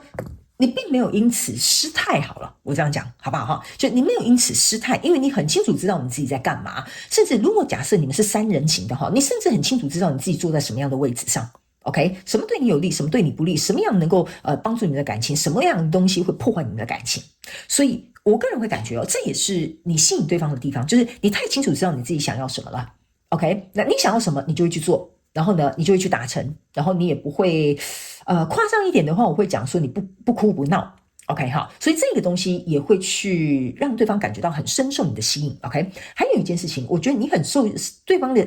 很受你吸引，还有一件事情是你很有耐心。OK， 你是非常有耐心的哦，因为什么？你种这个种子要等啊。你懂我意思啊？这个种子啊，如果要长出一个大树啊，要一段时间的哈。所以你是有点像是愿意去有耐心、长期抗战，或者是去以一个长远作为一个考量的人。OK 哈，所以你不是短视尽力，然后你也不是说反正你这男朋友交我不喜欢我就分手吧，反正我还可以找到其他更好的人。你不是这种人，就是你一投入一段感情，就是以长远为做一个着想，所以这个也是对他来讲蛮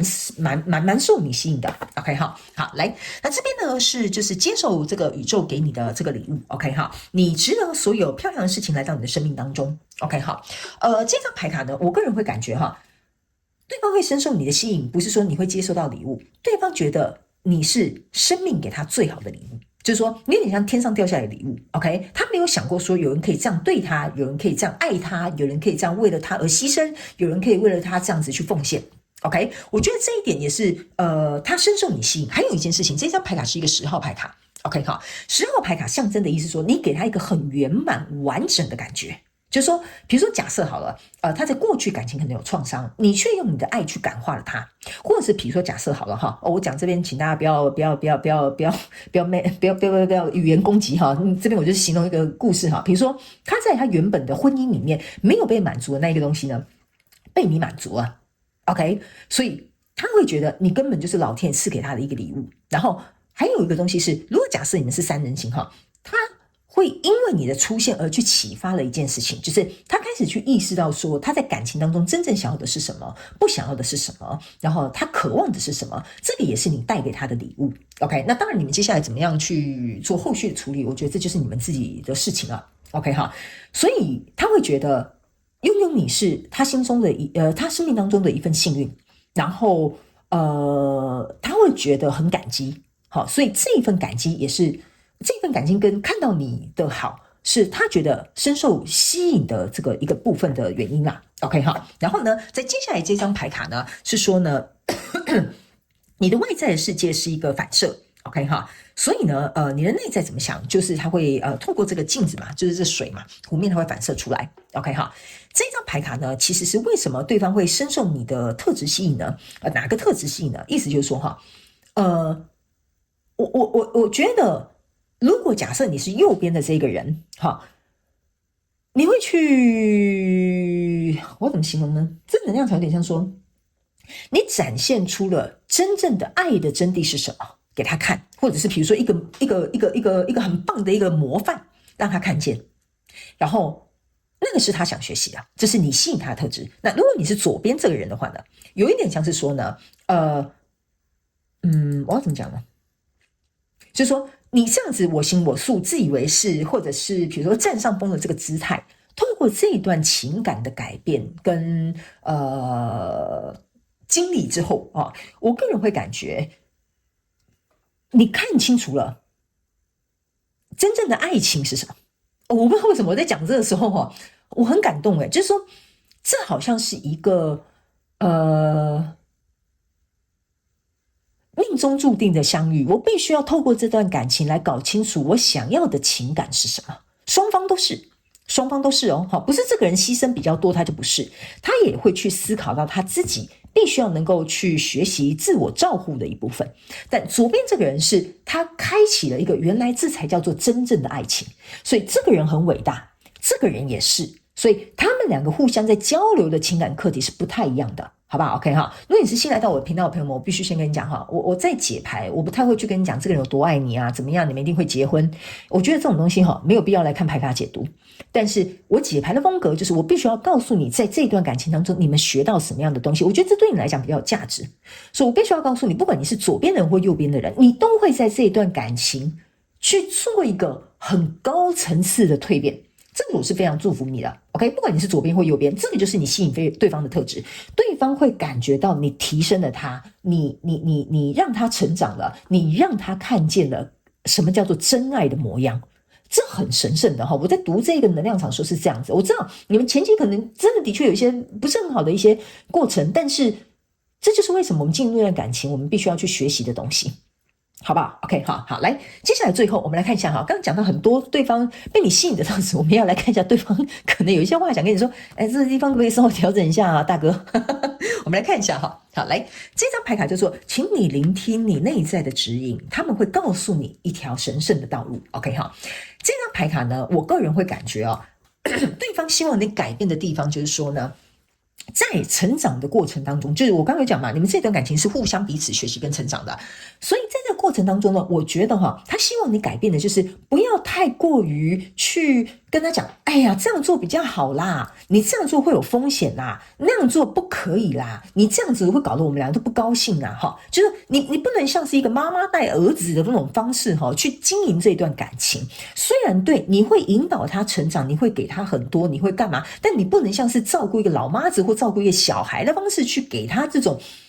上对下的这种状态，或者是你好像比较好 OK， 或者是你这样做才是对的，我的好像就是不值得听，或者是我的好像就很蠢的一个选择 OK 哈，这个是对方的。我先跟你讲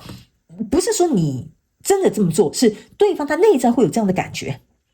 OK， 所以他希望你能够调整。那当然他希望你能够调整，或许你改变一个说话的方式就可以调整了，或许改变一个沟通的模式也就可以调整了，并不代表说你在做这件事情是错的选项2的朋友们，你要听清楚我要跟你讲的这个地方 OK， 我不是说你很碎念像一个老妈子我是说你做的东西可能是他想要的，或者是也的确对你们感情有帮助的，但是那个方式好像有点是他不太喜欢的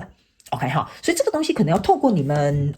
自己双方去做一个协调，可能这个运作就会比较顺畅一点点，好不好 ？OK 好，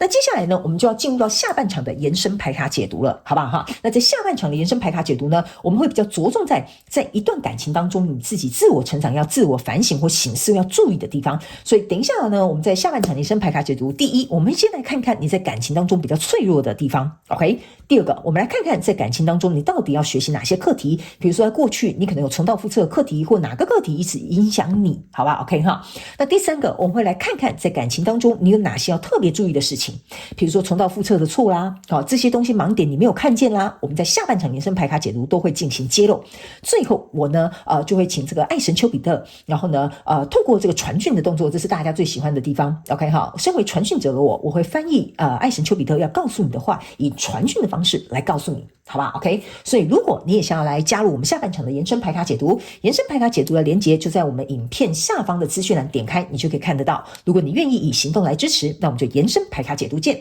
那我也希望今天看到这个我们难得一见的情人节特辑的这个主题是牌卡解读，希望也可以帮助到所有来看到选项二的朋友们，好吗？那我们就延伸牌卡解读见咯，拜拜。Hello， 选项3的朋友们，欢迎来到我们今天的主题是牌卡解读情人节特辑哈，还特别帮大家找了这个爱神丘比特来到我们现场 ，OK 好，那今天呢，不好意思因为我还是有点感冒。所以呢，如果在录影的过程当中有咳嗽，请大家能够见谅一下，好不好 ？OK。那今天呢，一样我们会在这个上半场的时候呢，跟大家说明有关于你目前感情的一些现状 ，OK 哈。那如果呢，假设因为比如说你是选项3嘛，对不对 ？OK。那你如果对于选项2、选项1有感觉的话呢，我会建议你也可以去听看看，然后截取适合你自己的这个讯息就可以了，好不好？那在下半场的这个延伸牌卡解读呢，我们会针对你自己，也就是在看影片的你的个人的部分，在感情当中要自我成长跟学习的一些细节有哪些，都会在下半场来进行一个揭露，好吗 ？OK 好，那今天呢，我跟大家稍微说明一下等一下呢，我在解牌的过程当中呢，我会分左边这个人跟右边这个人 ，OK， 那你们可以自行灵活运用套用在你们的这个情感的状况当中，然后角色也可以互换 ，OK。那如果呢你是刚好有感情对象，那你就比较好容易核对。那如果你现在是单身或母胎单身或者是准备要去谈恋爱的朋友们呢，那你就可以来考虑一下这个可能是给你的感情的一些超前部署的一些资讯，好不好？好，那话不多说，就请给我一点时间，让我来感受一下你的一些细节，好不好？请等我一下好。你经常会觉得算了，那就没关系，那就这样吧。我没有另外一半也无所谓。我觉得也有可能是从小到大的生长环境导致于你有这样的习惯，你可能不了解，比较觉得这没什么。OK 好，不好意思选项3的朋友们，我要告诉你这有什么。你是一个这么好的人，你就值得被看见。你可以慢慢给予对方你的信任，但你不要砰就出去给别人所有信任，然后别人呢如果辜负你的信任，你就说你是一个坏人，然后你又收回来，又筑起一道高墙在感情当中，你要学习的就是去探索、去好奇、去经历、去感受，因为这才是你身为人来到世上体验这些情绪最终极的一个目标。OK， 行，好，我觉得呢，其实如果你是选项3的朋友们我先从左边这个人来说明那请你们自己去看一下 OK。首先呢，选项3的这个朋友呢，左边这个人就是这是一个钱币国王跟一个权杖8 OK。我个人会感觉左边的这一个人呢，在这段感情发生的一开始对，我忘了跟大家讲这是刚开始初期中间这一行是中期就是说比如说这个你可以自己抓一点时间比如说刚开始你们相遇发生的一些状况，来到中期已经相处一阵子的状况也都可以，好不好来左边这个人呢，我个人会感觉他当初进入这一段感情或者是遇到你的时候当然我遇到你这样比较方便我说明那你们自行灵活运用，我就不再做过多的解释好吗？因为我也不想混淆你们就是左边这个人呢，我觉得他在进入这一段感情的时候呢，遇到他在这个感情当中的这个对象的时候呢，我觉得他是蛮有热情的，甚至我可以讲说这个人是有点一见钟情的，就是说我一看到这个对象，这个就是我的菜比如说假设你是右边的人，左边这个人看到你他就觉得你就是我的菜，你就是我在找的人 OK 所以呢，这个人非常有可能要么一见钟情，要么有很猛烈的攻势要么我个人会感觉他是蛮有诚意的 OK 不过呢，我觉得相对来说这个人的能量场上面给我也有一种控制感，就是说这个人呢，可能比如说他很喜欢你，但是某些事情上或某些状况上呢，你必须要按照他的方式来进行。好，比如说你想吃西餐，可是呢他偏偏就给你安排一个什么就是必须要定位的什么私厨的日本料理。哈，他会跟你讲说，我带你去吃更好的。我带你去享受更棒的。哈，所以这个就有点像是不是说控制狂，但是他希望事情是能够由他来主导，或者是他觉得他这样安排很好。好，他可能是想要让你享受，想要让你能够有更好的待遇。哈，所以这个人我觉得在某部分会有这样的倾向或特质出现。那这个人呢，我个人会感觉他也会让别人觉得有点压迫感一点点。就是说，由于他想要掌控全场啦，主导这段感情啦，他没有什么就是不好说什么想要魔鬼般的控制你，但是这种东西就有点像说，你要跟这个人有这段关系的交流呢，他在这个地方有些时候会让某一些比较敏感的人感到有一点点不舒服，或有一点点觉得，你这个人怎么这样，或者是你就会觉得说，我好像觉得说，好像什么事情都听你的 ，OK 哈，但这个人他之所以为什么敢这样做，或者他为什么要这样做呢？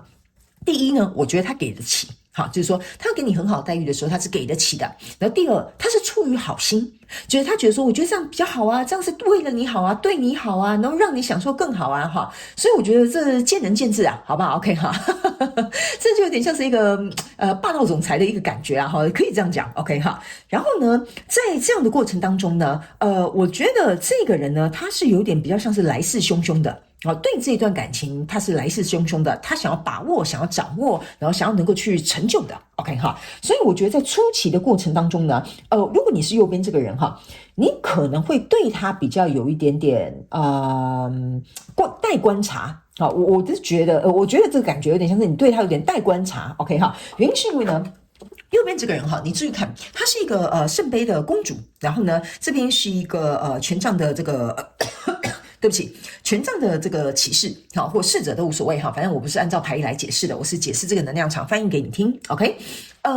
我觉得呢，你是抱着这个圣杯哈，如果你是右边这个人哈，你在初期的时候你是抱着这个圣杯，然后你有你的顾虑，为什么呢？这边有一个月亮，这两边有两只海鸥或鸟都可以哈，就是说你会去思考说。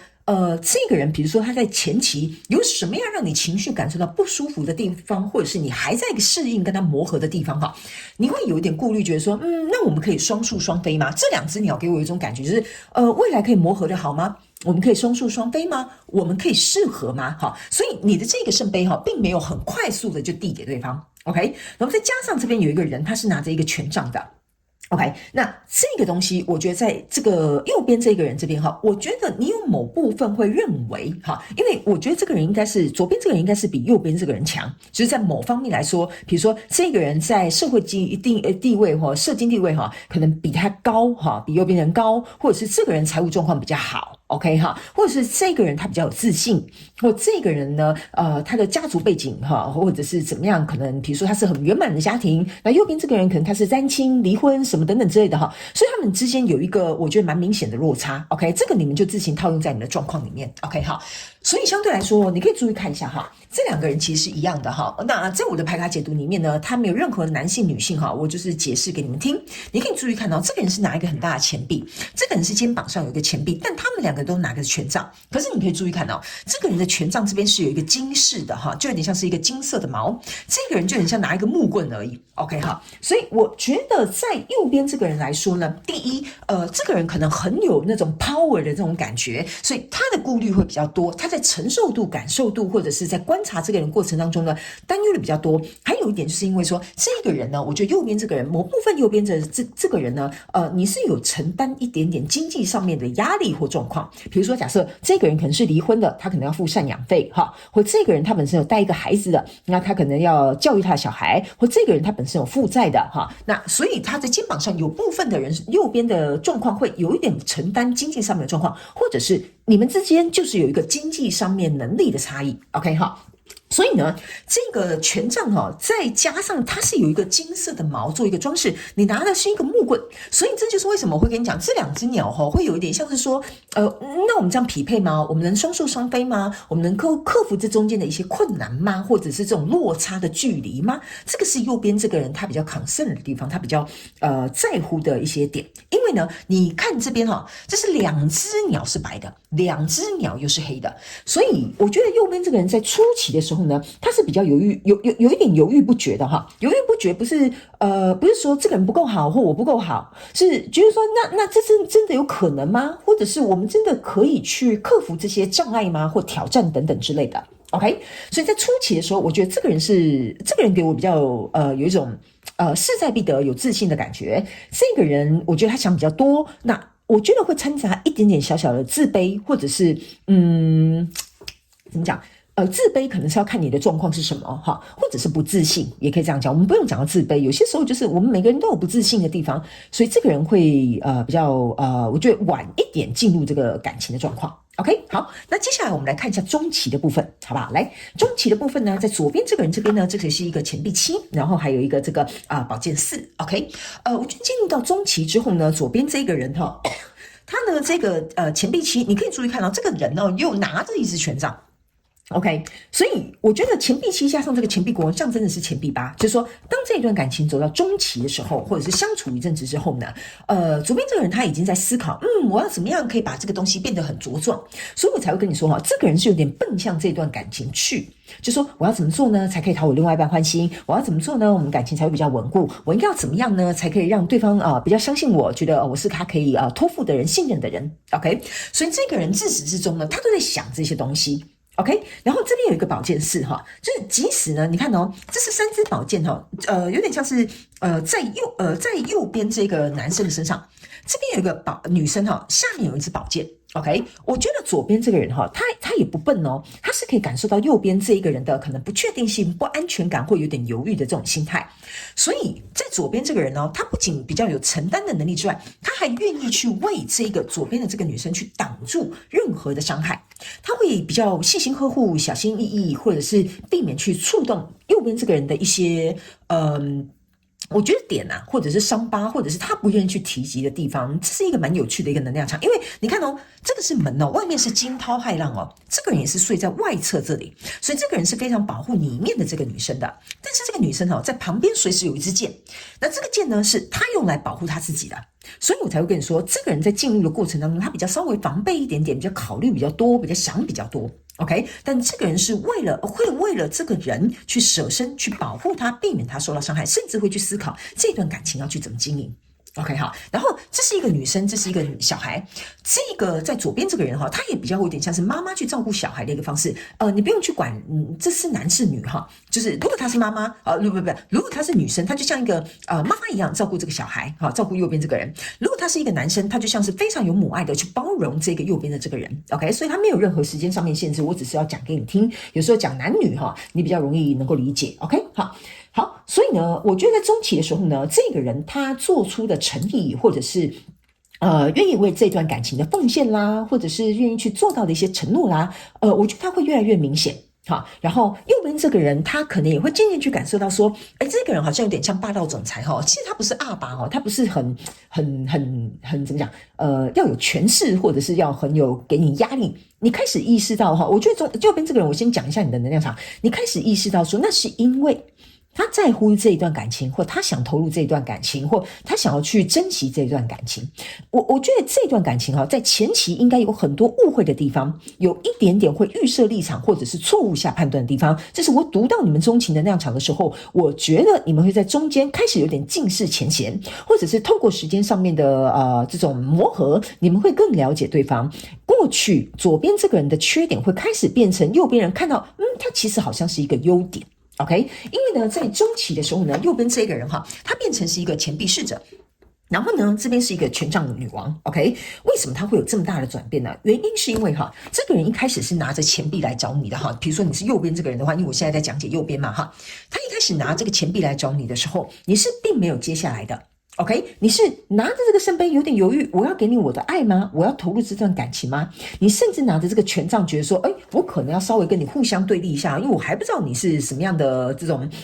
我不知道你是什么样的，怎么说呢？你有什么目的啊？或者是你的想法是什么 ？OK， 但是来到中期的时候呢，你已经开始第一，你把权杖放下了，你甚至愿意去接下他的钱币了。OK 哈，但是我必须要跟你讲这是一个钱币王子。王子他并不是这个钱币国王，意思就是说，你慢慢，我觉得啦哈，这个人可能会给右边这个人很多在这段感情上面的自信跟蜕变。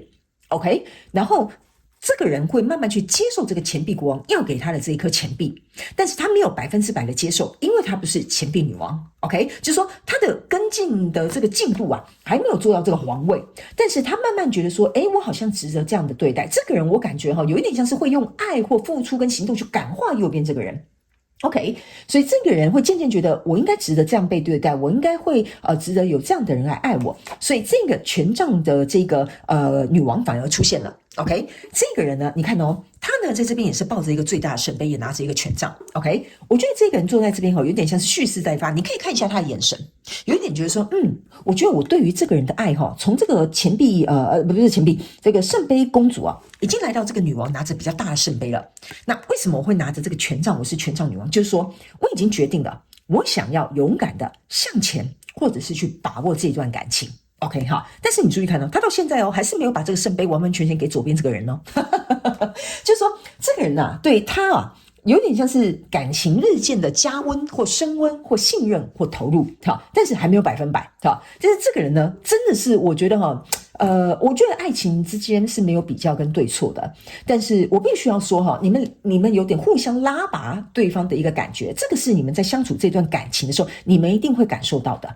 这个人不行的时候，这个人会抓住他；这个人不行的时候，这个人会扶持他。我觉得这就是你们这段感情非常有趣的一个地方。因为来到下面，我们来看这2张牌卡。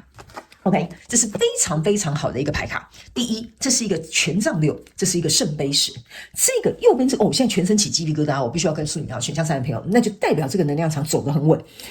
这边我刚是不是有讲，我一直在讲一个很重要的重点，就是这个圣杯是从小杯变大杯现在变特大杯10杯都来了OK 所以你注意看到1、2、3、4、5、6、7、8这2个圣杯在这里，然后这边有2个人，象征的意思是说，来到这段感情的中后端的时候呢，这个人开始会愿意把所有的爱去付出给予对方，这个人终于得到他想要的胜利，因为这是权杖6，所以这一段感情呢是可以顺利的去做一个营运，并且朝向一个我觉得你彼此规划或者是有共识的方向去前进，因为这2张牌卡同时在一起叫做成功的爱情。OK 成功的爱情 OK， 所以呢其实我觉得在前面你们可能花比较多时间在这边琢磨啦或者是互相的去怎么讲，去看见。我不知道为什么这一段感情给我有一种感受，就是说你们在互相去看到对方好像成为你情感蓝图的那个人 OK 然后你没有帮助彼此变成更好的人我觉得这是很感动的一件事情。然后最后在这里有一个权杖5这个象征的就是说你们在这段感情当中会经历很多考验。OK， 权杖5你看到他们在这边打架嘛，你争我夺嘛，对不对 ？OK 所以这就是为什么你们这段感情有点像是不经一番寒彻骨焉得梅花扑鼻香，所以我才会说呢，你们在前面会经历很多东西，甚至我觉得某部分极小众的这个选项3的朋友们，你们在一开始是不受到亲朋好友祝福，或者是你们这段感情一开始就是3人行。然后或者是这段感情呢，在一开始的时候有很多意见不合，很多观念不合，很会吵架的地方，都会在你们的初期开始。OK， 但是我觉得你们有点像是不打不相识的情侣。OK 我感觉你们有点像是不打不相识啊，打了之后才发现说，打着打着就认识了然后呢，反而就觉得其实我们蛮合的。OK， 所以呢，我觉得这是蛮有趣的一个状况。OK 好，来接下来。我们要来看一下你有哪些吸引对方的一些特质。然后呢，今天呢，因为是我们第一次做这个有关于情感的主题式牌卡解读所以我想要给大家多一个 bonus， 就是说，除了等一下我们会来看你有哪些吸引对方的特质之外呢，还有就是说呢，我也会抽出一张对方希望你可以在这段感情当中呢稍微调整一下或者是变得更好的地方，好不好 ？OK 就是难免嘛，我觉得人无完人我们会在一段感情当中互相学习，所以对方可能也会觉得说，这个地方如果选项3的朋友们，你可以再做一点调整的话，我觉得对于我们的感情有更加分的效果，好不好？所以我们先来看你吸引对方的特质有哪些。好吧 ，OK 来，首先这张牌卡叫做相信你的直觉 ，OK 我个人会感觉这张牌卡为什么你会有吸引对方的特质？这个呢是我觉得这是一个叫什么猫头鹰 ，OK？ 我觉得你吸引对方的特质就是说，每当你没有冲突，每当你没有矛盾，每当你不信任他，你没有办法全心全意去理解对方为什么这么做的时候呢，你都会愿意透过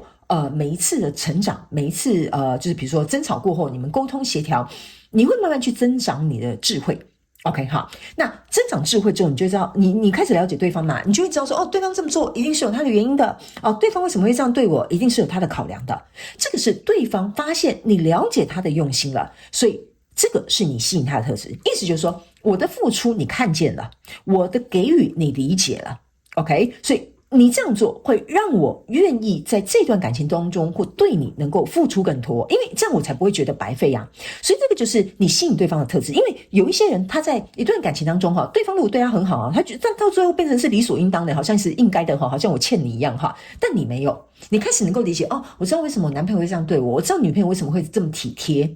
所以这会让你们的感情，为什么我刚刚前面会讲说你们有一种不打不相识的感觉就是打着大家就熟了 OK， 熟了之后就知道说我知道会这样子，所以这一段感情信任跟成长跟蜕变呢，我觉得这个是你在慢慢能够去给予对方这种夸赞价值理解认同之后呢，对方会被你吸引。还有一件事情就是说，这个是猫头鹰这边有一个这叫什么月亮 OK， 我刚刚是不是有说你有一张牌卡，如果你是右边那一个人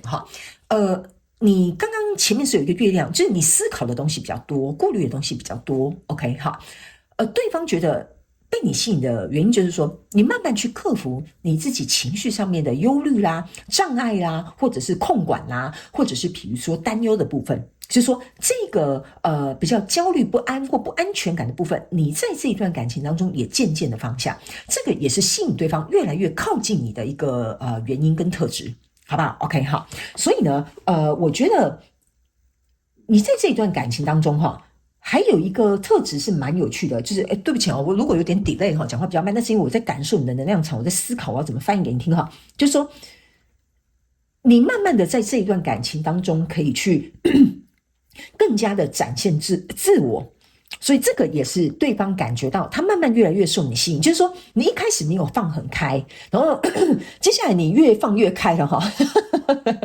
对方就发现说你蛮有趣的嘛，你还有这个面向你还有这个个性然后你还有原来有这样的想法这个呢也会让对方越来越深受你的吸引，好吧 OK 好，来，那第二张牌卡，这张牌卡呢，你注意看就是释放掉你的这个自尊然后你看当你向内看寻，你就会释放掉你的自尊 OK 好，来，你看这是一个人坐在这边很像在冥想打坐，然后这边好像是一个碎片因为它这个牌卡这样子比较不容易显示就是像是你的这个自尊是瓦解的。我觉得这张牌卡是要告诉选项3的朋友，你有哪些吸引对方的特质就是说在这一段感情的过程当中，你把你的防备心下降了。然后还有一件事情呢，我觉得在一开始的时候，你们两个人可能有矛盾冲突的时候，你是属于据理力争的那个人。因为我在前面，我不知道你有没有注意听到，就是说在这段感情的初期，可能有很多预设立场，很多自我，这些事情可能还没有怎么样就会有一个人去下一个判断，就你一定是这样的人，你会这么做就是这样这张牌卡，我个人会感觉你的这一块的部分，如果我在讲的那个人是你的话，你这一块部分正在慢慢的瓦解。就是说你不会去预设立场了，你不会在还没有跟对方沟通讨论之前，你就下自己的判断，或者是就是这样子认为了。所以这个东西会让对方呢去感受到，就是说你好像从一个很刚硬这个自尊就有点像说你从一个很刚硬的状态变得很有弹性，变得很柔软，变得很有这种就是接纳的这种包容跟这种容纳的这种我觉得这种心态或者整个气场上面的这种转变是吸引对方的地方。OK， 因为呢，在一段感情当中如果你遇到一个对的人的话呢，他是可以让你变得更好，或者是更有弹性，或者是你可以容纳更多东西，因为你在对方或在这段感情当中可以得到更多的安全感。所以你把这个防备心放下之后，然后再借由这个包容跟弹性跟柔软的这一块部分，让对方去理解到说这段感情它是有发展性的，是有能够有长远走向的，所以这个东西也会去吸引对方。OK 好，所以我觉得这是蛮好的，就是对方在你身上是可以看得到未来的，你懂我意思吗？就是说我看得到一段感情是可以成长的，我看得到这段感情是可以走向一个更好的未来的，所以这张牌卡也是你吸引对方的地方。OK 好，来，接下来我们来看第3张 OK，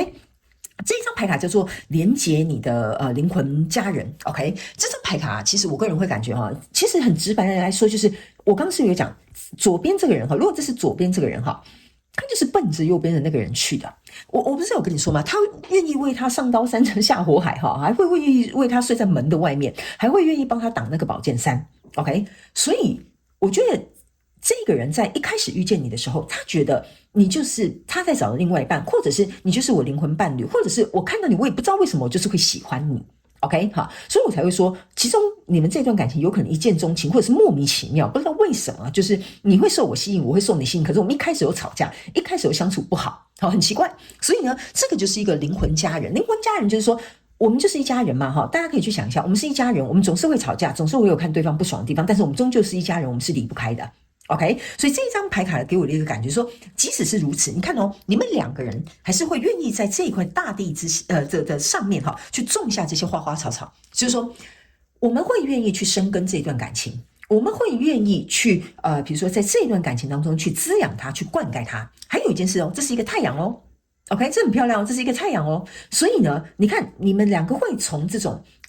就是争吵慢慢走向一个光明面的意思，就是说。我们每次的这个像家人般的这种情感或争吵纷争之后，我们都会愿意去看到比较光明面的一方，或者是找到一个光明的解决方案哈。OK， 所以这个状况呢，我觉得这就是为什么你会吸引对方的特质。OK 哈，因为呢，我觉得这种家人般的这种怎么讲我怎么形容你们这段感情？你们这段感情给我的那种能量场很深哦，深度的那种深哈，非常深浅的深哈。这张牌卡还有给我一种感觉，就是你们就是像家人一样。不知道为什么，所以这也是对方会被你吸引的原因。OK， 就是很简单啦，哈，没什么太大的复杂的东西我可以形容，就是这样子一见如故吧，哈，就是这样说。OK， 好，那第4张这张牌卡呢，我们来看一下哈，它叫做打开你的心，这个让这些魔法能够围绕在你身边，你自己看吧。这张牌卡有点像是帮你们这段感情做一个总结。你看，有太阳，有月亮，有彩虹，有乌云密布，有下雨的时候。OK， 所以呢，我觉得你吸引对方的地方就是你可以跟他在这一段感情当中共患难。OK， 我们能够共享乐，也可以共患难，这是一个非常难得可贵的特质。OK， 因为有的人只可以跟你享乐，他没有办法跟你共患难。OK， 所以对方在你身上，而且注意看哦，这张牌卡是19号牌，19号1+9等于10号牌，就是我刚刚讲的，你们在这边有2张牌卡，一个是圣杯10嘛，所以象征的意思是说，对方可以，为什么我刚刚会说哈，在这里哈，对方可以看得到这一段感情的未来，因为一段感情如果看不到未来，或者是他不会让你对未来有所期待的话，其实这段感情有些时候是走不太下去的。OK， 所以对方呢可以看得到你在你身上，他可以看到我们会去度过这些很就是精彩万分的这种，比如说打雷闪电 ，OK， 但是呢，我们也会去享受这些非常开心快乐的时候。OK 哈，然后呢，在这里还有很多座山，他们也知道，对方看到你也会知道说哈，我们即使要翻山越岭，但是我们都可以在这一段旅途当中成为彼此最好的伴侣。OK， 所以我个人会感觉呢，这就是为什么对方在你身上当中，他可以看到一整个。我刚刚前面哈，有些时候你们来听我的这个牌卡解读，要注意我叙述的这个词汇。我刚刚是有讲哈，对方会感觉你满足了他这种情感上面这个蓝图。OK， 就是说我情感当中的这块拼图，好像就差你最后这一块。OK， 所以你看哦，你什么都有了，就差你而已。所以这个就是你吸引对方的一个特质。不过这张牌卡呢，我要提醒这个选项3的朋友们哈，这个吸引的特质呢，会在比较后期的时候才会展现出来。OK， 在前期的时候比较展现不出来，因为你们要去经历一些东西。我讲了，你们最终的那一张牌卡也是权杖5，这一张牌卡其实也跟权杖5的能量有点类似，就是说你们呢是没有通过挑战跟考验的话，这段感情呢，它没有办法显现出它的价值，或者是你们没有办法看到对方其实对你来讲是一个很重要的人。OK， 好，那这张牌卡最后一张就是我们当然有吸引对方的特质，我们来看一下对方哈，如果有机会的话，他也希望你能够调整一下、改变一下的地方，好不好 ？OK， 好，这张牌卡叫做聆听你神圣的内在指引。OK， 好，他们会告诉你就是去的这个方向。OK， 好，我觉得这张牌卡有几个讯息啊，要提供给选项3的朋友们去理解一下，对方有什么话想跟你说。好，第一个呢，我个人会感觉哈，对方呢，怎么讲？这是一个这叫什么金鱼？好，那是金鱼吗？对，应该是金鱼啊。我如果说错，请原谅我哈。来，这是一个金鱼，这是一个人。我觉得呢，这个人哈是在这个金鱼是在保护这个人的。OK， 所以我觉得对方希望你能够理解的一件事情就是说，我这么大哦，我是海底之王哦，我在保护你在这个星空当中悠游自在。OK， 这个是23号牌，2+3=5，这就是权杖5。OK， 我觉得这张牌卡很有趣，而且很感动哦。我觉得这个金鱼在跟我讲一句话，我希望传递给选项3的朋友们：这个海底这么大 ，OK 哈，甚至无边无际，但是我一定会引导你想要去的地方，并且在这个过程当中保护你、守护你。OK， 这是这个金鱼想要传递给选项3的朋友们。所以我觉得在这一段感情当中呢，对方是很愿意像这个金鱼一样去保护你，即使这个海无边无际，他都愿意在你身边围绕着你。OK， 所以我觉得对方希望你能够去知道说，他对于这段感情想要付出的有多少、有多深、有多在乎。OK， 好，我觉得对方想要用这样子的方式去感动你。OK， 所以希望你也能够去接受他要给你的这份爱，因为呢，我觉得这个人看到这么大的金鱼，他很害怕，他不知道这个金鱼会不会开口就吃掉他，所以我才会跟你说一开始我就感觉到这个人来势汹汹，所以可能会给对方有一种压倒性的那种感觉啊 ，OK， 但是对方其实是友善的，对方是这个金鱼，他想要保护你、守护你的。OK， 还有一件事情这一张牌卡呢是一个金鱼跟一个人，象征的就是我们跟大自然的结合。OK， 我觉得对方呢，他其实是想要跟你有一个和谐的关系。OK， 但是如果是右边的这个人你一直在一个观察，在一个防备，在一个随时好像要逃离的状况对方他其实，我觉得我必须要直白跟你讲他会有点受伤。为什么呢？这就有点像是美女跟野兽一样。我是一条野兽我是一只野兽，我是一条鱼。OK， 我这么大。你是害怕我，还是你也会爱我 ？OK， 这是这张牌卡第一个讯息，我觉得要传递给这个选项3，就是对方希望你可以理解、跟调整还有改变的地方。第二个，我觉得这张牌卡有一个讯息要告诉选项3的朋友们，就是说，在这个过程当中呢，对方希望你对于这段感情能够有多一点的信任，或者是相信这段感情可以走下去。OK， 因为呢。这张牌卡有一句话嘛，叫做你会看到前方的道路。我跟你讲我还没有洗牌之前，我在前面讲过很多，就是像这边的牌卡的一些寓意。OK， 你们可以回去倒带前后去看一下，你们就会知道说为什么传讯者需要告诉你整个画面很重要的一些细节。就是说，我们知道这一条道路是可以走得下去的，我愿意踏上这一条道路，但你愿不愿意 ？OK， 所以我觉得第二个讯息有一点像是说。对方希望你对于这段感情要有更正面积极的一些看法，就是说不要太过于悲观，或不要太过于谨慎，或不要太过于小心翼翼，因为有些时候这些东西也会让他难难免免去削弱他想要去付出这段感情的动力。OK 因为我每次这么就是热血沸腾我想要经营这段感情，我想要做这件事情，可是你每次都说我觉得这样不好吧，真的可以吗这其实是会互相影响的，所以对方会感觉他偶尔的动力或偶尔的这些情绪会受到影响。OK 那当然也不是叫你什么无时无刻跟他一样热血沸腾不需要这样子，但是我觉得这个东西你可能要稍微注意一下，好不好？选项3的朋友们，我觉得你可以去感受到，对方在这一块受到你影响的时候呢，他会有什么样的情绪或表情上面的变化，好吗？这个就是第二个，对方希望你可以稍微调整跟改变的地方。OK， 好，那第三个 ，OK 我觉得比较不像是对方希望你调整跟改变的地方。我觉得第三个这一张牌卡要告诉你的讯息是，我觉得是非常有趣可是我也不想爆雷啦我觉得这句话是对方想告诉你，但是他可能还没有开口。OK， 我不知道为什么这句话叫做你愿意嫁给我吗 ？OK， 好，那如果你是男生女生看谁求婚呢，你们就自己颠倒一下。OK， 我不知道你愿不愿意嫁给我 ？OK， 或者是你愿意嫁给我吗 ？OK， 你愿意信任我可以成为你的伴侣吗？这个是我觉得对方可能想告诉你，但是可能还没有亲口告诉你的一件事情。OK， 好，你们不一定要奔着结婚去，但是我觉得这一张牌卡有点像是这个对方伸出了一双手，他想要接住你，但是你愿意伸出那一只手，跟他手牵手继续朝向下一段旅程迈进嘛？我觉得这是比较有点像是对方想，我觉得这能量有点奇妙新来朋友，我必须跟你讲一下我不是一个完全按照什么规则或按牌理出牌的人，我觉得我是一个非常愿意乐意帮大家当一个传讯者的人。当这个能量场进来的时候，我是采取一个非常开放跟接受的一个态度。我觉得这个有点像是对方想要偷偷透过我去告诉你的。他可能不敢讲，因为对方可能是在这一段感情当中，比较偏向于用行动去付出，但是他可能在嘴巴没有那么甜，或者是他比较不敢去说出这些东西，或不好意思说出这样的状况，因为他可能会觉得说，透过在这段感情当中的表现，你会理解他的用意是什么。OK， 所以我觉得第三点比较有点像是对方想要偷偷透过我告诉你的事。OK， 好，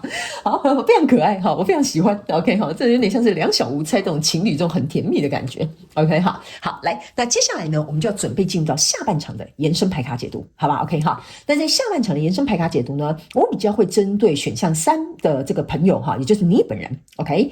我们在感情当中的一些自我成长的一些课程跟学习。OK， 首先我们在下半场的延伸牌卡解读呢，我们会来讲第一个，你在感情当中比较脆弱的地方。OK， 就是说你要增强、要去学习、要去提升的地方。OK， 第二个是你在感情当中要学习的课题。我们一起来看看，在感情当中，你是不是为什么会一直鬼打墙、重蹈覆辙相同的问题，或哪些课题一直没有办法跨越？我们会在下半场延伸牌卡解读来进行一个揭露。OK， 好，那第三个就是在感情当中你要注意的事情。OK， 比如说在感情当中，其实你一直在踩一个雷坑你自己挖一个洞给自己跳，你都没有发现。我们会在下半场来告诉你。最后，我会请爱神丘比特来到我们现场，透过传讯者我来翻译他想要告诉你的话。好吧，所以呢，如果你也愿意一起来到我们的延伸牌卡解读，延伸牌卡解读的连结就在影片下方的资讯栏，点开你就可以看到了。欢迎你以行动来支持我们的频道，好吧？那我们就下半场延伸牌卡解读见喽，拜拜。